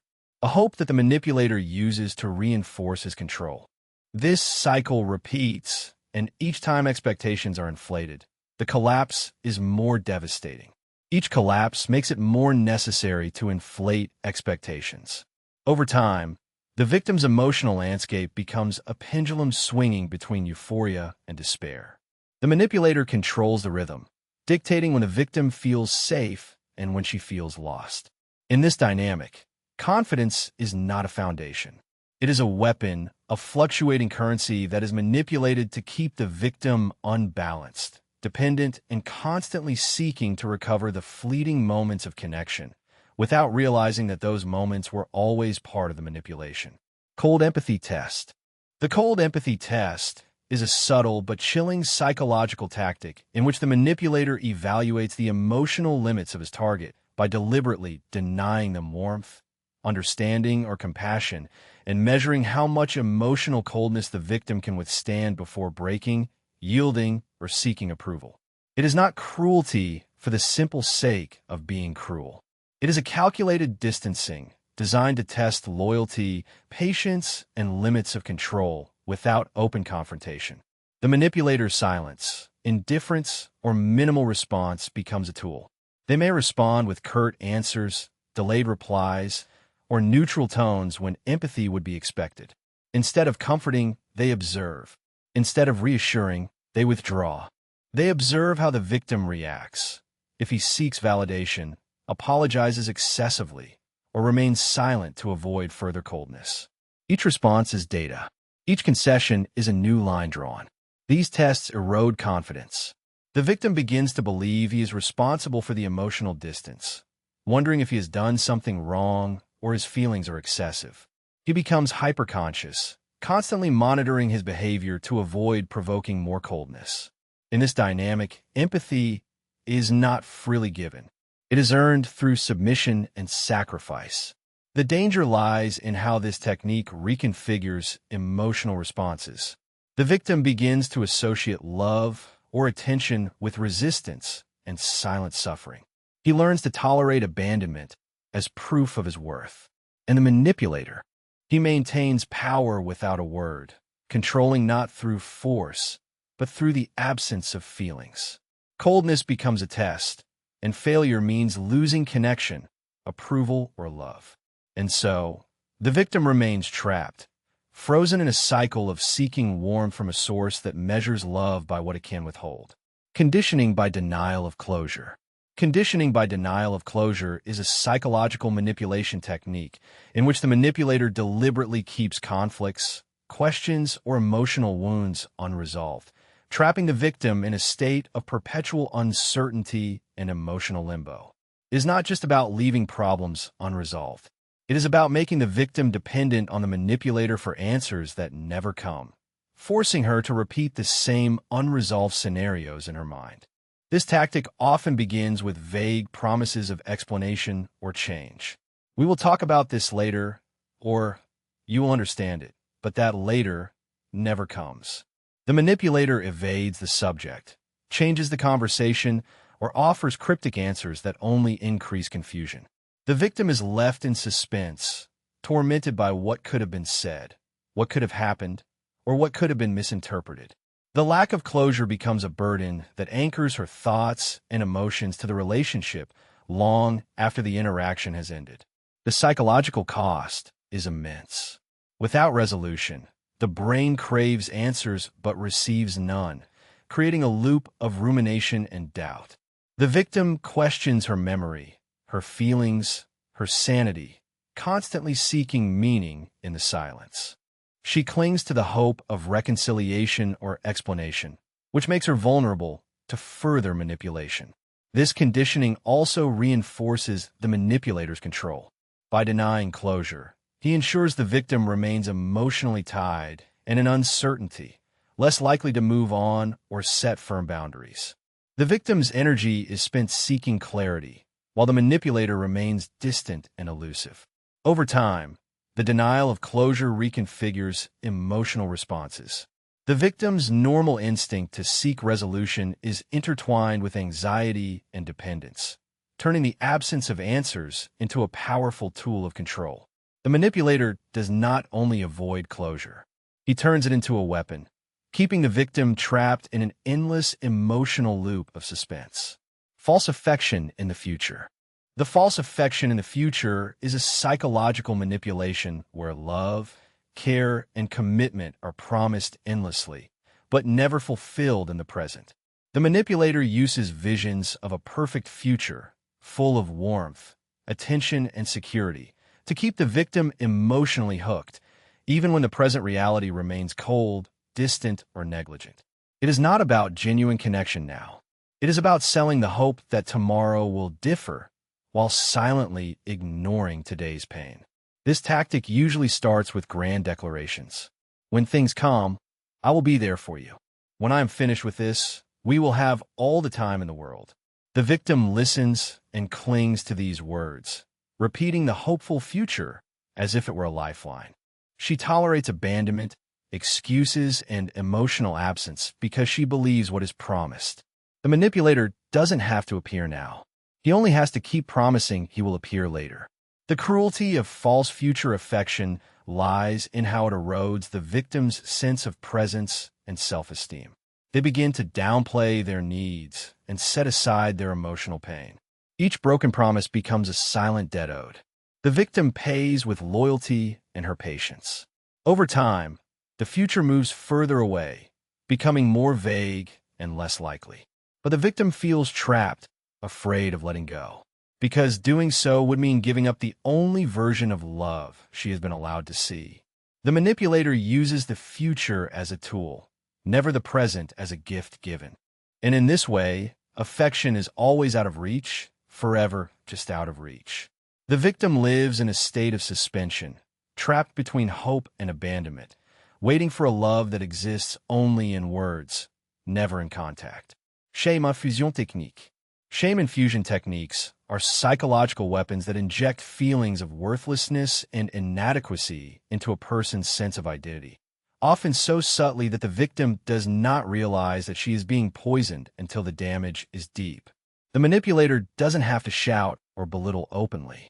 Instead, he weaves shame into conversations, decisions, and even silences, making the victim question her worth, her choices, and ultimately her right to respect or happiness. This tactic works through indirect comments such as, "Maybe if you weren't so sensitive," or I don't understand why you can't be more like. He uses comparisons, sighs, or even raising eyebrows to communicate disappointment. The victim begins to internalize these signals, rewriting her internal dialogue into a narrative of doubt and self-criticism. What once was confidence erodes under the weight of imaginary flaws.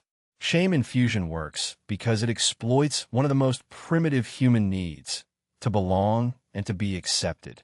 When the manipulator makes the victim feel inherently imperfect, he fractures her sense of belonging.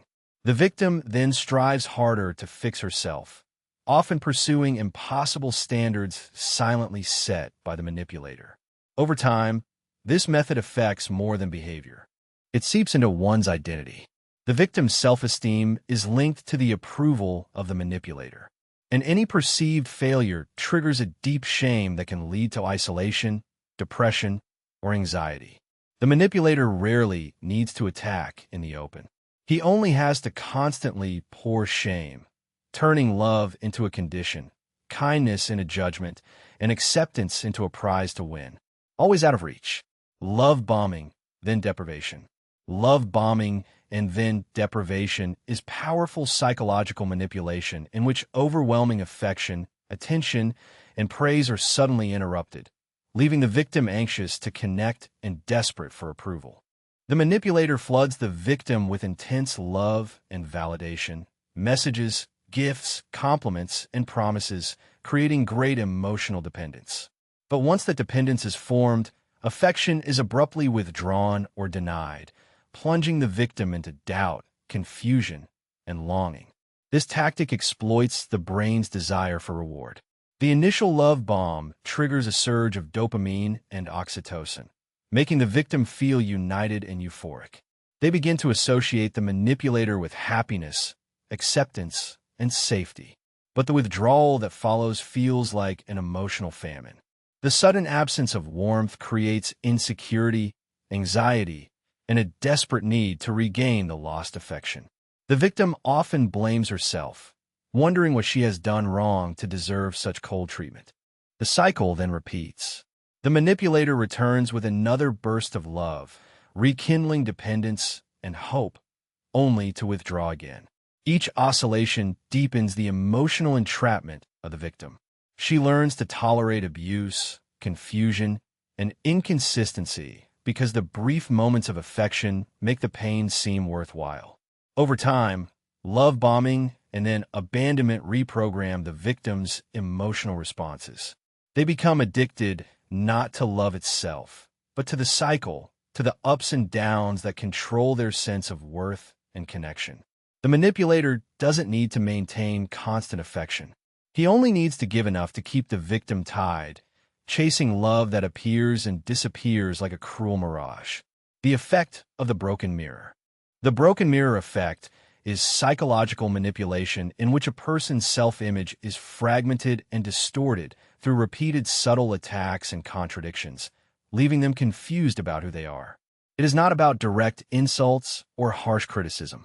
It is rather about reflecting a fractured and incomplete version of the victim's identity, so that every time she looks inward, she sees fragments of doubt, guilt, and insecurity instead of a clear reflection. This effect begins with small, ambiguous comments. I don't know if you really meant that, or sometimes you seem different from who I thought you were. The victim begins to question her feelings, intentions, and memories.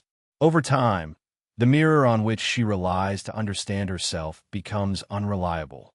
Her sense of self is fragmented between what she believes, what others tell her, and what the manipulator projects. The broken mirror effect thrives on incoherence and contradiction. The manipulator can praise and then belittle, affirm and then deny, create closeness and then withdraw. All of this in a way that the victim feels unbalanced. This constant change breaks emotional stability and erodes trust, making the victim dependent on the manipulator's fragmented reflections to rebuild her identity. As the cracks deepen, the victim struggles to trust her own perception. She seeks validation outside herself, often turning to the person who shattered her. This dependence becomes a trap.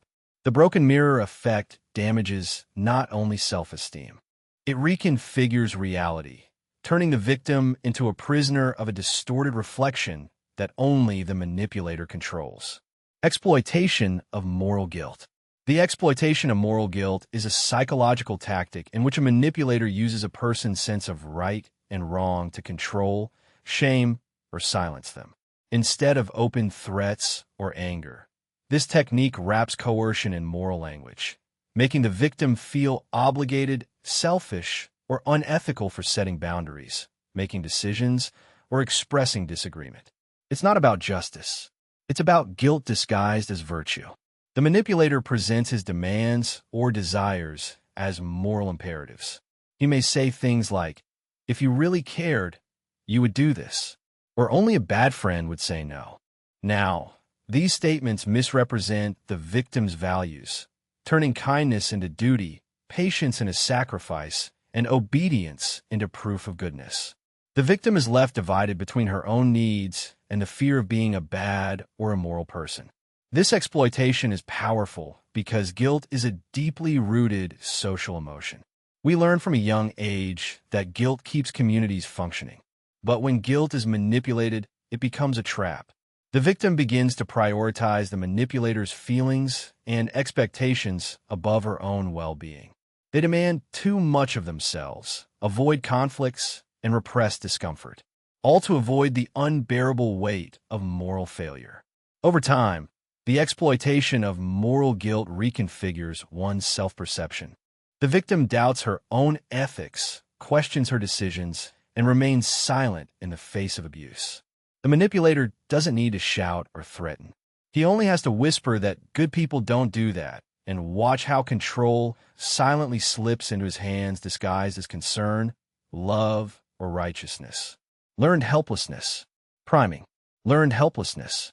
Priming is a psychological tactic that subtly conditions a person to feel unable to influence their own decisions or emotions, teaching them over time that resisting is useless. It is not about direct domination or force. It is about creating a silent and persistent feeling of defeat so that the victim gradually relinquishes control without realizing that it has been taken from her. The manipulator does not have to break her spirit in one fell swoop. He prepares it little by little until helplessness becomes automatic. This priming begins with small failures and dismissals. The manipulator can repeatedly ignore decisions, preferences, or opinions with phrases like, "It's easier if I do it." When a victim tries to assert himself, he encounters frustration, mockery, or cold indifference. Over time, these responses teach the brain that effort leads to pain or rejection, while submission brings peace, however fragile it is. The power of this tactic lies in its repetition and subtlety. The victim does not feel controlled in an obvious way. He feels that he is simply unable to defend himself. Each small incident reinforces a narrative. Nothing I do changes anything. I don't deserve to fight for it. The sense of agency is reduced to almost nothing, buried under learned helplessness. This preparation reconfigures motivation and expectations. The victim stops trying to change his circumstances, not because he lacks desire, but because he has been taught that trying is useless. The manipulator obtains silent control, not by force, but by shaping the very belief system that drives action. And the victim, trapped in this cycle, often blames himself, not realizing he was prepared to surrender long before the fight began. Layered reputational sabotage. Layered reputational sabotage is a covert psychological tactic in which a manipulator systematically undermines someone's credibility through a series of subtle and cumulative attacks, each of which seems insignificant on its own, but together create a powerful narrative that damages the reputation and isolates the victim. It is not a single blow. It is a slow, strategic erosion designed to make others doubt the victim's character, motives, and value without openly confronting them. This technique often begins with rumors, casual comments that sow suspicion, a joke disguised as concern, a friendly question about reliability, or a vague comment about honesty. These small insinuations accumulate over time through carefully timed gossip, selective omissions, and misrepresented truths. The manipulator never openly lies, but rather shapes perceptions by repeatedly emphasizing flaws, mistakes, or misunderstandings, ensuring that doubt becomes the default response when others think of the victim. The power of this layered sabotage lies in its subtlety. Since each piece seems insignificant, people do not recognize the pattern until the damage is done. The victim's voice is drowned out by a growing chorus of skepticism. He faces exclusion from social groups, professional opportunities, or support networks, not because of a specific event, but because his entire personality has been gradually reshaped. Over time, the victim begins to internalize the narrative and question his own worth and value. Trust in others erodes, and isolation deepens. Meanwhile, the manipulator gains social power without the need for direct confrontation. He has turned perception itself into a weapon, fragmenting the truth, superimposing it, and watching as the victim's reputation crumbles silently, piece by piece. Mocking emotional revelation. Mocking emotional revelations is a cruel psychological tactic in which genuine expressions of vulnerability are met with ridicule, sarcasm, or rejection, which destroys trust and teaches the victim that sharing feelings is dangerous or useless. It's not just a lack of support. It is an act of invalidation. When someone opens their heart in the hope of gaining understanding or comfort, the manipulator turns it into a joke, a weakness, or a reason to distance themselves. This tactic often begins subtly, with a mocking smile when tears appear, a sarcastic comment like, "Here we go again," or a gesture of disbelief in response to sincere words. The victim feels exposed and immediately regrets having opened up, associating honesty with humiliation. Over time, he learns to hide his emotions, bury his pain, and mask his true self, because every revelation runs the risk of becoming an object of mockery. The manipulator gains power by controlling not only what is said, but also what is allowed to be felt or expressed. He establishes the emotional rules, punishing authenticity and rewarding silence. Vulnerability becomes a trap, a sign of weakness rather than strength. The victim's emotional landscape is reduced. Self-censorship becomes natural, and the connection that should foster trust generates fear. This dynamic fractures both relationships and self-esteem. The victim begins to doubt his own feelings, questioning whether they are excessive or too sensitive. He may withdraw completely or show only superficial emotions to avoid the pain of ridicule. Meanwhile, the manipulator maintains control by making the emotional world unsafe, where true sincerity is mocked and survival means wearing a mask. Exploitation of predictive behavior. The exploitation of predictive behavior is a psychological tactic in which a manipulator studies and anticipates another person's patterns, reactions, and decisions to preemptively control or influence their behavior. Instead of reacting to actions as they occur, the manipulator predicts responses and uses this prediction to set traps, guide choices, or manipulate results even before the victim realizes that she is being influenced. It is not about reactive control, but proactive domination. This technique starts with careful observation. The manipulator observes how the target responds under stress, what triggers anger or guilt, how she seeks approval or avoids conflict. She learns habits, vulnerabilities, and limits, not to respect them, but to exploit them. For example, knowing that someone softens after criticism, the manipulator can blame him/her just before an important event, thus ensuring that he or she obeys, or understanding that the target avoids confrontation.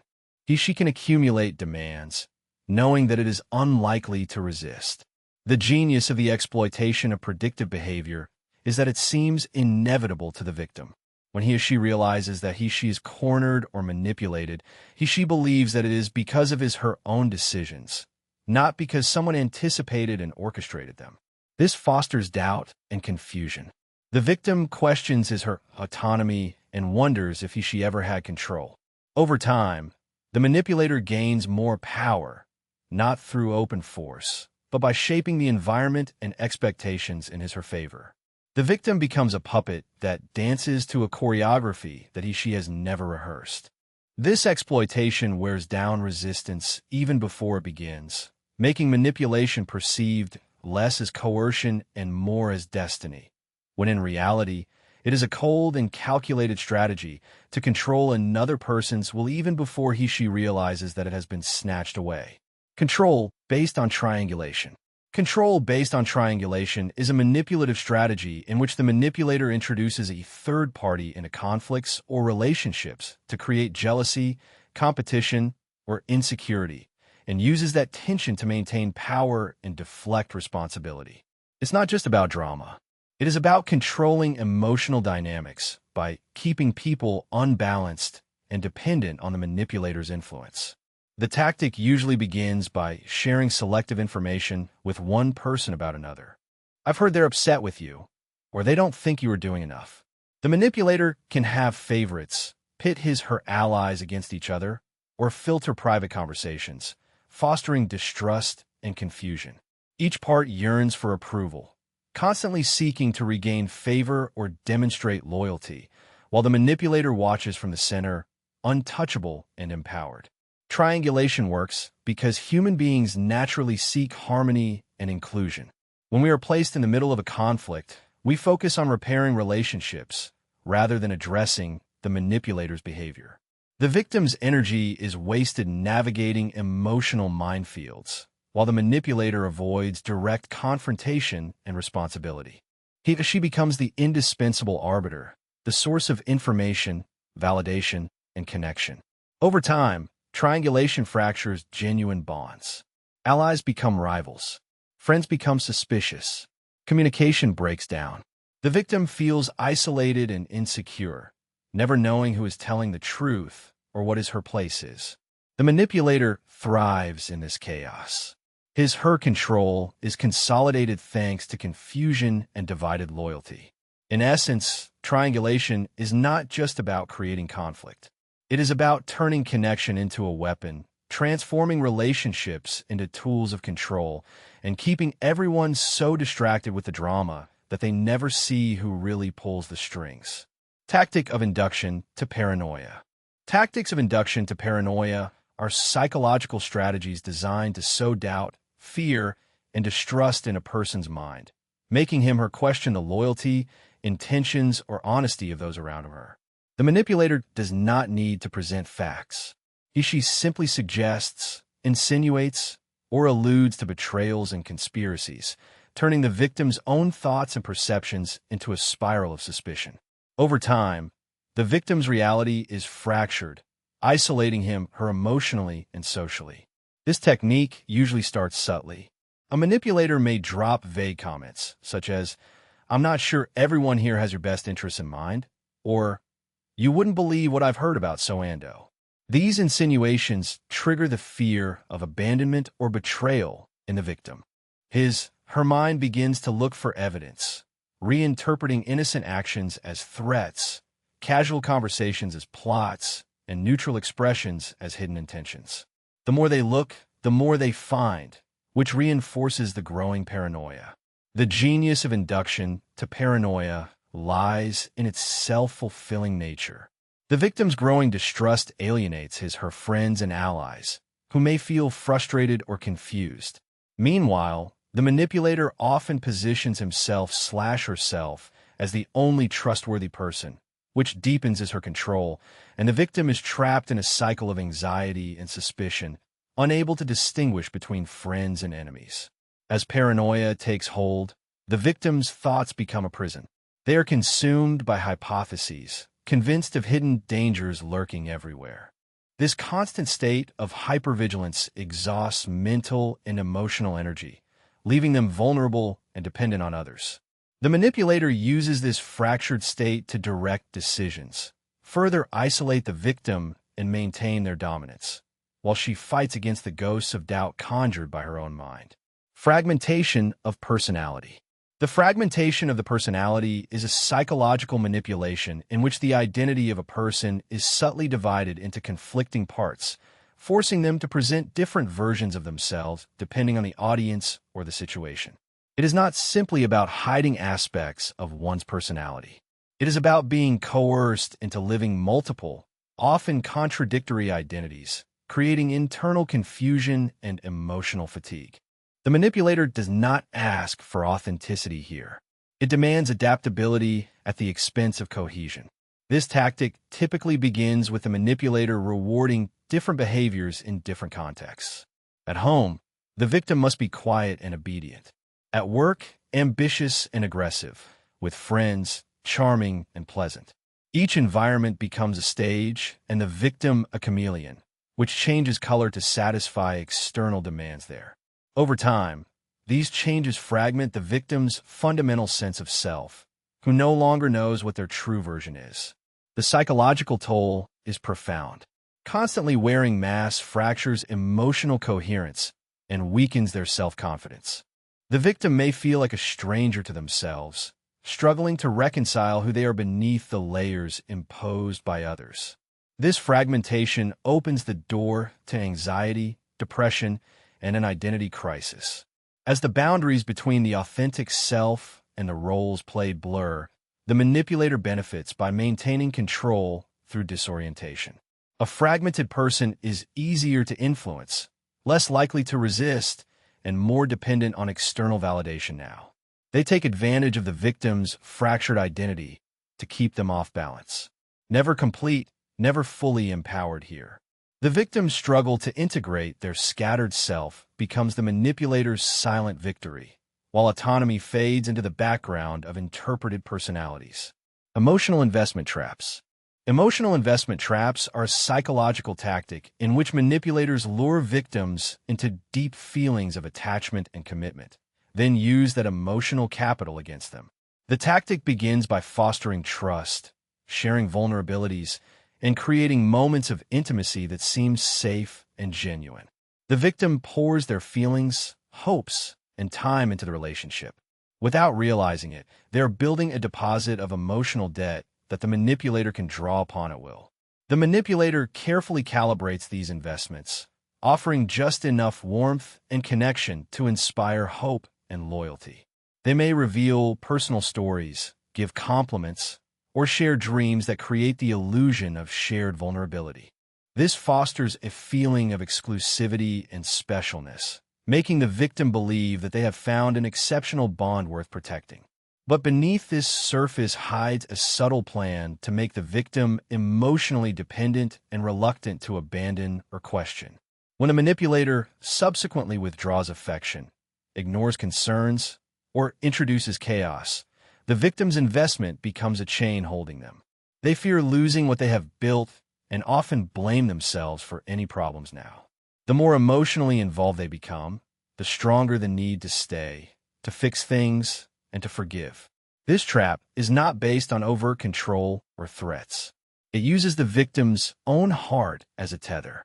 Over time, emotional investment traps distort boundaries and blur reality itself. The victim's self-esteem becomes intertwined with the manipulator's approval now. They sacrifice their own needs to preserve the fragile connection. The manipulator maintains power not by force, but by the promise of love and the threat of withdrawing it from the victim's deepest emotional core now. The drip rejection. The drip rejection is a cold and calculated psychological tactic in which the manipulator slowly withdraws affection, attention, or support in small increments, rather than all at once. Instead of a sudden breakup, the victim experiences a gradual fading away. Each small setback creates confusion, doubt, and emotional distress. The manipulator needs no drama or direct confrontation. They use silence and subtle absence as weapons to erode the connection without giving any clear explanations. This tactic typically begins with small changes, late responses, less enthusiastic replies, and cancel plans that become more frequent. The victim feels that something is wrong, but finds it difficult to identify when or why that is. Each drop of withdrawal is small enough to be dismissed or easily rationalized. But over time, these small losses accumulate and become an overwhelming sense of abandonment here. The genius of drip rejection is in its psychological control. The victim begins to pursue what she has lost, reliving moments to find signs of hope and striving harder to recover the affection that is fading. She believes that if she does more, tries harder, or changes, the connection will be as it was again. Meanwhile, the manipulator observes from a distance, exerting control without the mess of direct rejection. Over time, this slow crumbling destroys self-esteem and trust. The victim feels isolated, but guilty for feeling hurt. She becomes emotionally dependent on a relationship that is silently dying, unable to understand reality until the bond is almost completely broken. Gradual rejection does not end in an explosion. It ends with the silence of someone who has been carefully taught that love can disappear drop by drop, unnoticed, until it is too late. Triggers of intellectual shame. Triggers of intellectual shame are a psychological tactic in which a manipulator subtly undermines a person's confidence by attacking their intelligence, ideas, or knowledge, often under the guise of sarcasm, condescension, or helpful corrections. The goal is not honest criticism, but to make the victim doubt their mental abilities and question their worth, making them less likely to assert themselves or challenge the manipulator later. This tactic often begins with seemingly innocent comments, such as, "You don't really understand this, do you?" Or, "Maybe you should read more before speaking." Over time, these comments undermine the victim's confidence. They begin to hesitate when sharing opinions, fearing ridicule or rejection. The manipulator may interrupt, talk over, or dismiss ideas as silly or naive. All these techniques reinforce the feeling of intellectual inferiority. What makes intellectual humiliation so effective is that it's disguised as humor or concern. The manipulator may claim that he is just joking or trying to help. This makes it difficult for the victim to defend herself without appearing too defensive or sensitive. Subtle attacks are internalized as self-criticism, turning the victim's mind into a battlefield of anxiety and doubt. As the victim's intellectual confidence erodes, her voice weakens and her willingness to challenge authority or defend herself diminishes. The manipulator gains control not through force, but by silencing thought and expression, making the victim question not only what she says, but whether she can say anything without being ashamed. Covert exposure of fragility. Covert exposure of fragility is a manipulative psychological technique in which a person's vulnerabilities, insecurities, or weaknesses are subtly and secretly revealed, often without their knowledge, weakening their emotional defenses and social position. Unlike direct attacks, this tactic operates in the shadows, turning private struggles into weapons for silent control. The manipulator does not confront openly. He exposes silently, creating cracks in the victim's armor that others can exploit. This exposure often occurs through information leaked strategically or carelessly. A seemingly innocent comment about someone's anxiety or past mistakes is shared with just the right emphasis to sow pity or doubt. Trusted conversations are subtly misrepresented and turned into gossip. Private fears become public knowledge. The victim's fragility, once hidden, becomes a tool that the manipulator uses to undermine her confidence and isolate her emotionally or socially. The power of covert exposure of fragility lies in its invisibility. The victim often does not realize that her weaknesses have been spread until the consequences manifest. Friends walk away, coworkers doubt their competence, or family members treat them differently. Meanwhile, the manipulator maintains plausible deniability, feigning concern or innocence, which increases the victim's confusion and distrust. Over time, this silent revelation erodes the victim's self-esteem and sense of security. They become hypervigilant, cautious, and anxious, knowing that their vulnerabilities can be used as a weapon at any time. Meanwhile, the manipulator reinforces his control by fostering insecurity and isolation, ensuring that the victim remains fragile and dependent. Covert exposure of fragility is not just betrayal. It is a calculated erosion of identity disguised as concern or careless comments. Alteration of memory through suggestion. Alteration of memory through suggestion is a covert psychological technique in which a manipulator subtly influences or reshapes another person's memories of events, blurring the line between fiction and truth in the victim's mind. It is not based on blatant lies, but on sowing doubt, reframing details, or repeatedly presenting an alternative version of reality until the victim begins to question their own memory and accept the manipulator's narrative as fact. This tactic often begins with seemingly innocent questions or statements such as, "Are you sure that's how it happened?" Or, "I remember it differently." The manipulator may then provide vivid but inaccurate descriptions, confuse timelines, or highlight details that never occurred. Over time, the victim's confidence in their own memory weakens, making them vulnerable to further control and manipulation. What makes memory alteration so dangerous is how deeply it affects trust and identity. Our memories shape who we are, how we relate to others, and how we make decisions. When those memories become distorted, the victim may doubt not only past events, but also their present judgments and emotions. They may apologize for things that they have not done or unfairly accept blame. Repeated suggestions can lead to false memories, vivid, detailed beliefs about events that never occurred. The victim can vehemently defend these altered memories, unaware they are no longer based on reality. Meanwhile, the manipulator gains power by controlling the very structure of what the victim perceives as truth, turning memories into a weapon that isolates, confuses, and subjugates. The use of innocence as weapon. The use of innocence as a weapon is a manipulative psychological strategy in which a person uses their apparent naivety, purity, or victimhood as a shield and weapon at the same time. The manipulator presents himself as harmless, vulnerable, or morally untouchable, making it difficult for others to question or confront them without feeling guilty or unfair. This innocence is not genuine powerlessness. It is a carefully crafted facade to disarm critics and to control discourse. In essence, the instrumentalization of innocence exploits social norms around goodness, trust, and protection. When someone seems too pure or too good to cause harm, others hesitate to challenge them, even in the face of obvious manipulation or wrongdoing. The manipulator may express confusion, hurt feelings, or naivety when responding to criticism. He turns the tables and makes the accuser seem cruel or unfair. This tactic often elicits sympathy, deflects responsibility, and discourages any accountability. The genius of this technique lies in its subtlety. The manipulator rarely admits openly that he is manipulating.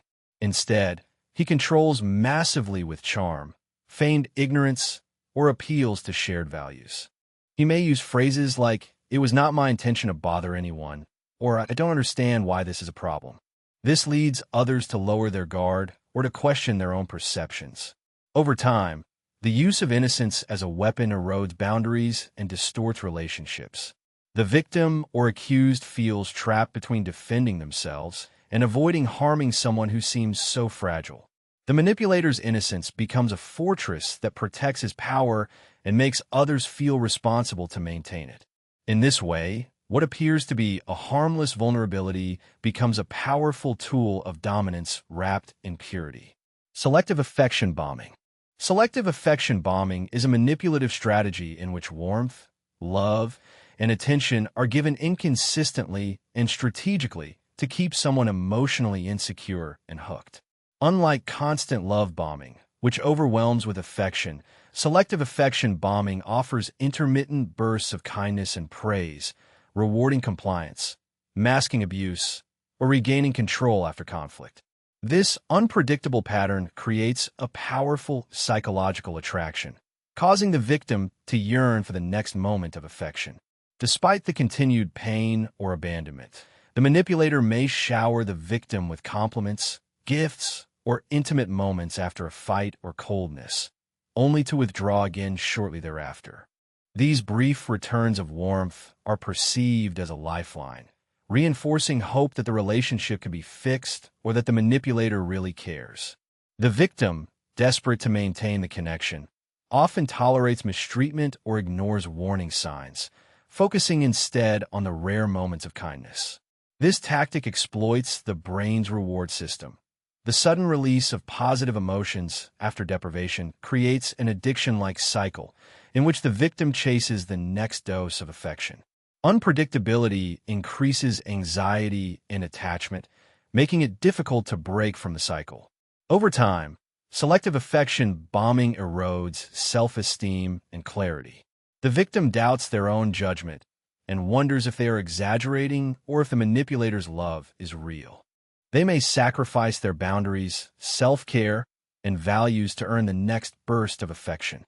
The manipulator does not need constant approval. He only needs to keep affection scarce and unpredictable, turning love into a tool of control rather than connection. Double-bind programming.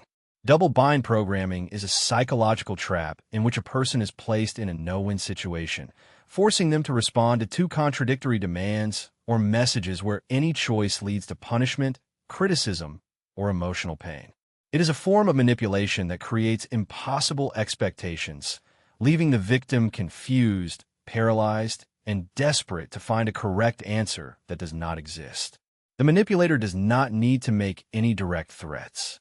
He simply sets contradictory rules and watches as the victim struggles to comply.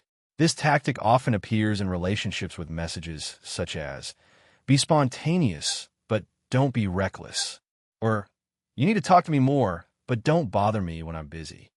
Whatever the victim does, he is accused of failing. If he speaks, he is labeled as aggressive.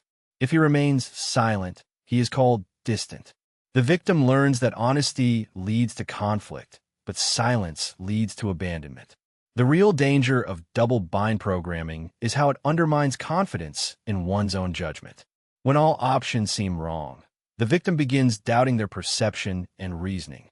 They may feel trapped between pleasing others and maintaining self-esteem, and end up sacrificing both to avoid the emotional impact. Over time, this erodes trust and cultivates learned helplessness. Manipulators use this tactic to keep control without resorting to force. The contradictions keep the victim off balance, dependent on the manipulator's approval and guidance. Since the rules are impossible to fulfill, the victim often internalizes guilt, believing they are intrinsically flawed.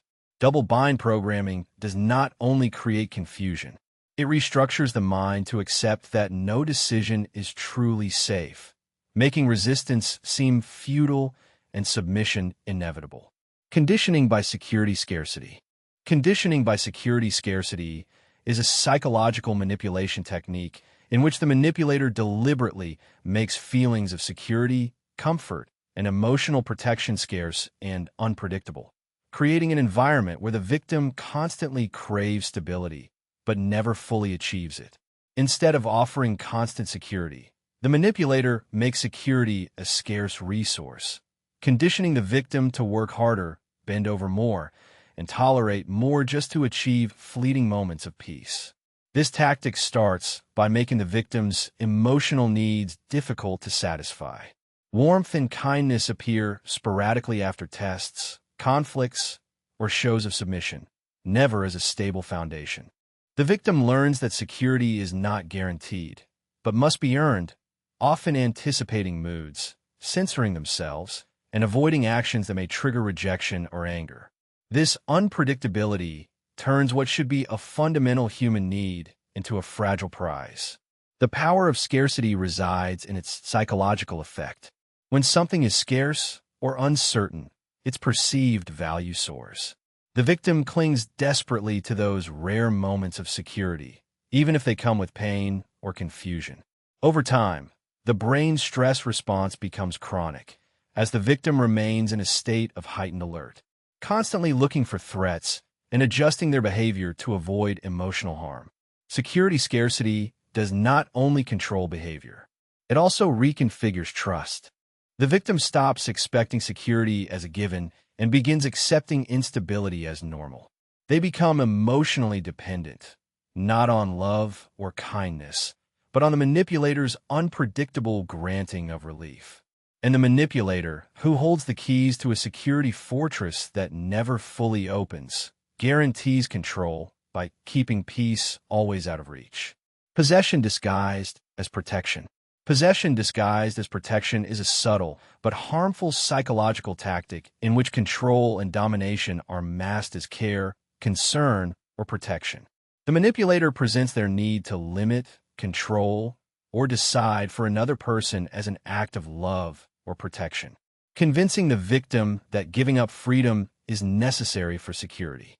This creates a dependence wrapped in the illusion of security, where boundaries blur under the pretext of keeping the person safe from harm. In essence, this tactic exploits the natural human desires for security and belonging. The manipulator might say, "I only want what's best for you," or "If I didn't establish these rules, something bad would happen." The victim begins accepting the restrictions not because they want to, but because they fear the consequences of independence. Limitations on friendships, decisions, or activities are presented as an act of care, making disagreement perceived as selfish or reckless. The brilliance of possession disguised as protection lies in its emotional influence. The manipulator becomes both guardian and jailer, defining what is allowed and what is dangerous. The victim's trust is used as a weapon to justify control. Over time, they may lose sight of their own needs, believing that freedom is synonymous with risk and that giving up autonomy is a form of love. This dynamic erodes self-confidence and encourages learned helplessness. The victim's identity is reduced to fit within the safe boundaries prescribed by the manipulator. They may feel grateful for the protection and, at the same time, trapped. The manipulator does not present themselves as a tyrant, but as a savior who makes control not only acceptable, but apparently essential for survival and emotional well-being. Emotional redirection loop. The emotional redirection loop is a manipulative psychological pattern in which the manipulator diverts the victim's feelings from the true source of pain or conflict and channels them into confusion, doubt, or misdirected guilt. Instead of addressing the real problem, the manipulator distorts the emotional energy, turning it against the victim or towards irrelevant concerns, trapping them in a cycle where their feelings are never fully processed or resolved. This tactic begins when the victim expresses pain, anger, or disappointment. Instead of acknowledging these emotions, the manipulator diverts attention with phrases like, "Why are you always so sensitive?" or "I am the one who has been patient here." This diverts the emotional weight from the manipulator's behavior and shifts it to the victim's character or actions. The victim's natural response is to question their own feelings or apologize, thus starting the loop. The genius of the emotional redirection loop lies in how it disrupts clarity and healing. The victim's energy, which should process their pain, is recycled to defend themselves, calm the manipulator, or navigate the shifting emotional landscape. Each attempt to resolve feelings leads back to confusion or self-pity, reinforcing the cycle. Over time, the victim becomes trapped in this loop, unable to break free from the constant redirection of their emotional responses. Their authentic feelings are lost or discarded, and their emotional needs go unmet. Meanwhile, the manipulator maintains control not by force, but by keeping the victim spinning, exhausted, insecure, and emotionally tied to the source of their anguish in the face of silence. As a psychological weapon. Silence as a psychological weapon is an acute and cutting form of manipulation in which the withholding of communication becomes a weapon used to punish, control, or destabilize another person without saying a single word. Unlike open conflict, this silence cuts deeply through absence, creating anxiety, guilt, and despair in the victim, who is forced to fight the unknown. The manipulator wields silence like a knife, shaping emotional pain through what is not said. This tactic usually develops gradually. A text message goes unanswered. A door closes without explanation. Eye contact fades into cold evasion. The victim, craving connection or resolution, fills the void with worst-case scenarios, replaying interactions and blaming themselves. Each unanswered question becomes a wound, each pause a threat. Silence forces the victim to ask permission to feel or speak, creating a power imbalance in which the manipulator controls emotional security. What makes silence such a powerful weapon is its ambiguity. The victim cannot argue with silence. You cannot negotiate with absence. She is trapped in her own thoughts, torn between the desire to approach and the fear of further rejection. This limbo generates insecurity and submission as the victim alters their behavior to avoid triggering the next silent punishment. Over time, silence as a psychological weapon damages self-esteem and communication patterns. Victims learn to fear expressing themselves, equating expression with potential harm. The manipulator does not need to shout, threaten, or criticize. He simply withdraws, letting silence do its job. And in that space, control is absolute, exercised not by words, but by the weight of what is unsaid. Suffering, comparison, influence. The influence of comparative suffering is a psychological manipulation technique in which a manipulator minimizes or invalidates another person's pain by contrasting it with their own or that of others, forcing the victim to feel guilty, ashamed, or silenced. Instead of acknowledging someone's experience, the manipulator reframes it as less important, not so bad, or something others have worse, effectively silencing the victim and controlling who deserves empathy. This tactic often begins with phrases like, "Do you think that's difficult? Try dealing with what I have been through." Or at least you don't face what others have. These comments don't just minimize feelings. They create a hierarchy of suffering in which the victim feels unworthy of support. The victim's pain is no longer valid in itself, but only in comparison to others and is always considered insufficient. The power of suffering comparison lies in how it exploits empathy and social norms. People, by nature, want to avoid appearing self-centered or ungrateful. Therefore, when their pain is minimized, they tend to withdraw rather than argue. They shut up to avoid conflict or feelings of guilt, often internalizing the message that their emotions are not legitimate or important. Over time, this dynamic erodes self-esteem and confidence. The victim doubts their own experiences and stops seeking help or expressing their needs. The manipulator uses suffering as a tool, not to connect, but to dominate, ensuring that empathy flows primarily towards himself, while the victim's wounds remain invisible, unheard, and unhealed. Misplaced framing of responsibility. Misplaced framing of responsibility is a psychological manipulation technique in which responsibility for problems, conflicts, or failures is unfairly shifted to the victim, making them feel guilty or responsible for issues they did not cause. The manipulator does not admit guilt or examine his own role. Instead, he crafts a narrative in which the victim's actions, feelings, or reactions become the real problem, reversing roles and confusing the sense of justice. This tactic often starts subtly. A simple disagreement becomes, "If you had listened better," or "You always complicate things more than necessary."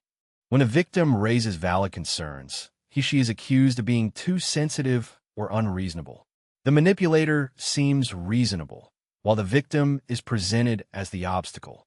Over time, this constant rethinking erodes the victim's confidence in their judgment. The genius of misplaced responsibility lies in its distortion of cause and effect. The victim begins to internalize guilt for things that are beyond their control, questioning if she is the source of the dysfunction. They may apologize unnecessarily, change behavior to fix problems that are not theirs, or stay silent to avoid conflicts. The manipulator maintains a position of innocence and moral superiority, never having to assume real responsibility. This dynamic undermines healthy boundaries and communication.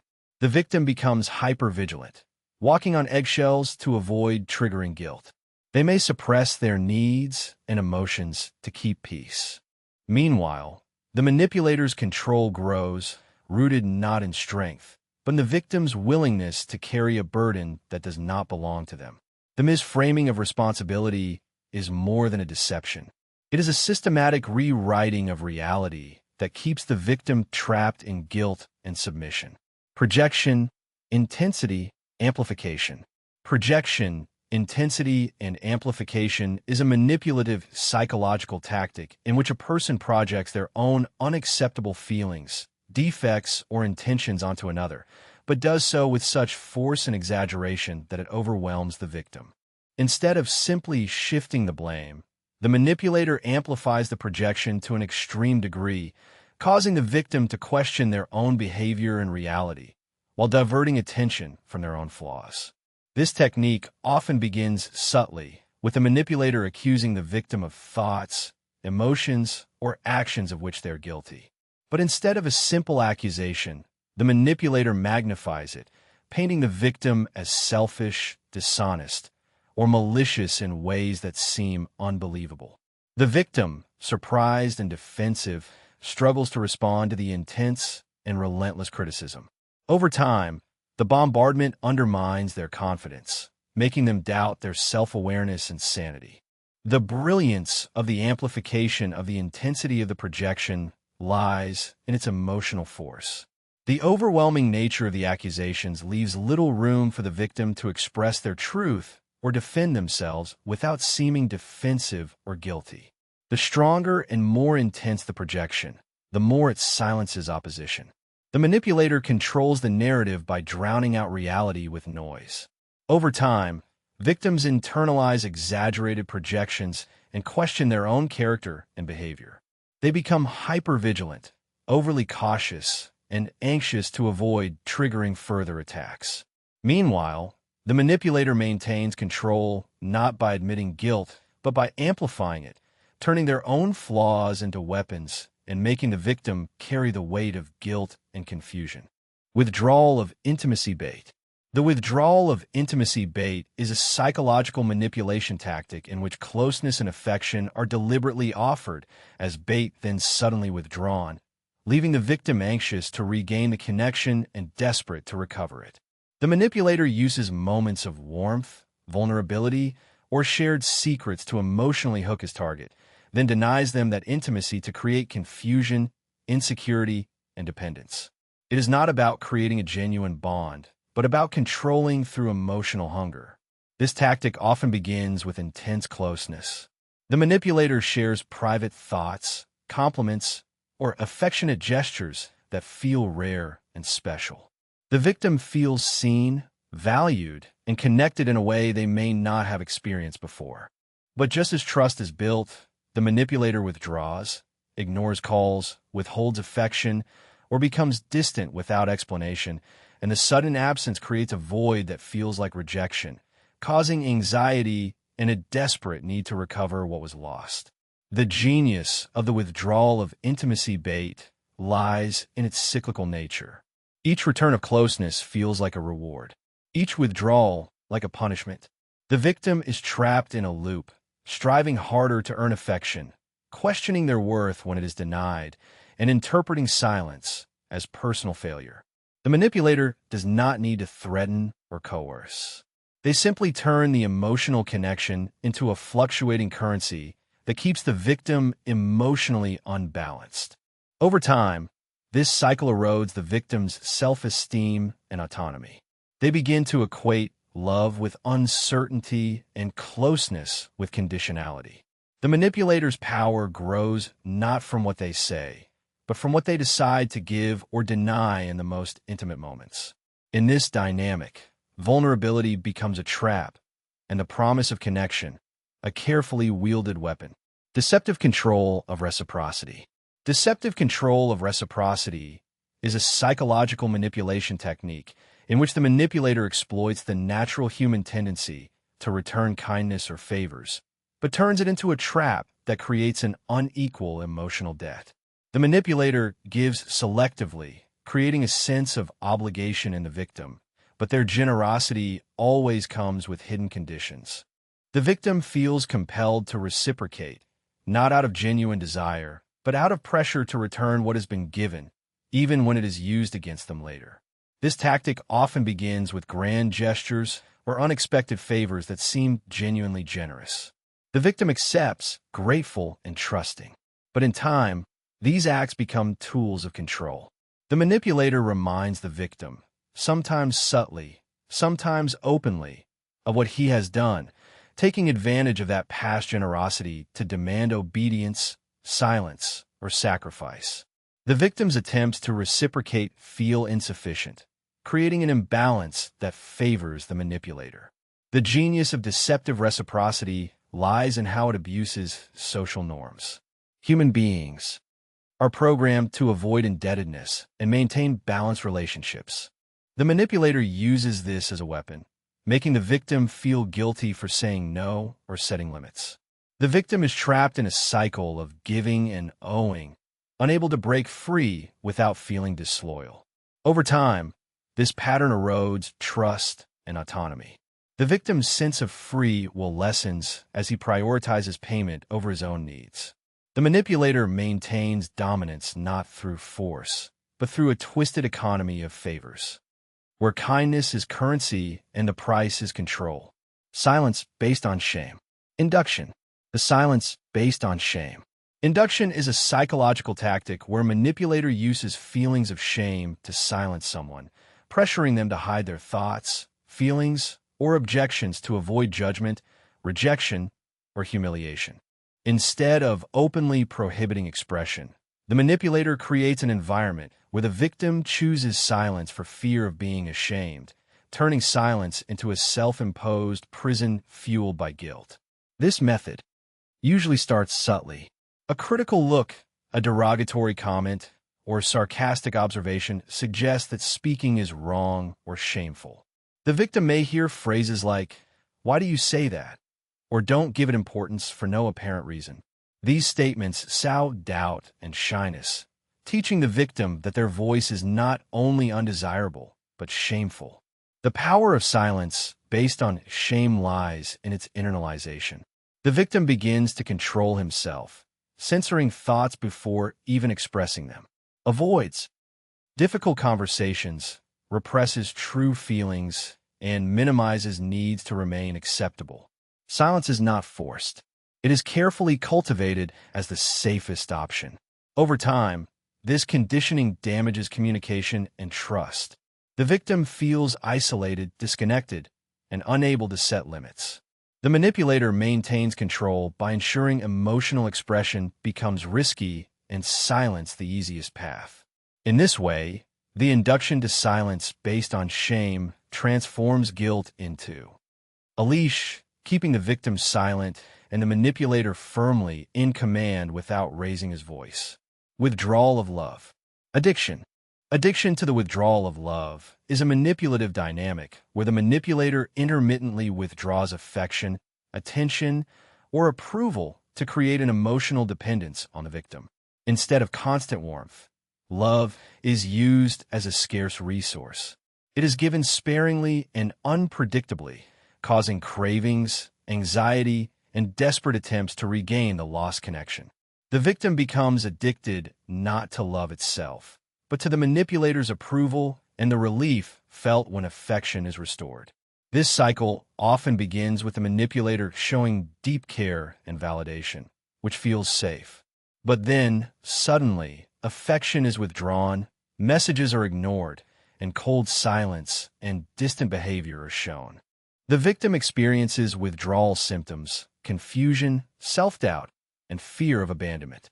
In response, their efforts to please, appease, or fix the relationship increase, hoping to regain affection. Addiction is formed because the brain's reward system is hijacked by the unpredictability of affection. The sporadic return of love releases dopamine, which reinforces the behavior of pursuing connection. The victim tolerates abandonment, excuses harmful behavior, and sacrifices their limits to avoid the pain of emotional deprivation. Over time, love, abstinence, and addiction undermine autonomy and self-esteem. The victim feels powerless, trapped in a cycle where their emotional well-being depends on the whims of the manipulator. The manipulator does not need to threaten or coerce directly. He simply withholds love strategically, turning affection itself into a tool of control and deepening the victim's dependence with each caress, word, or look he denies her.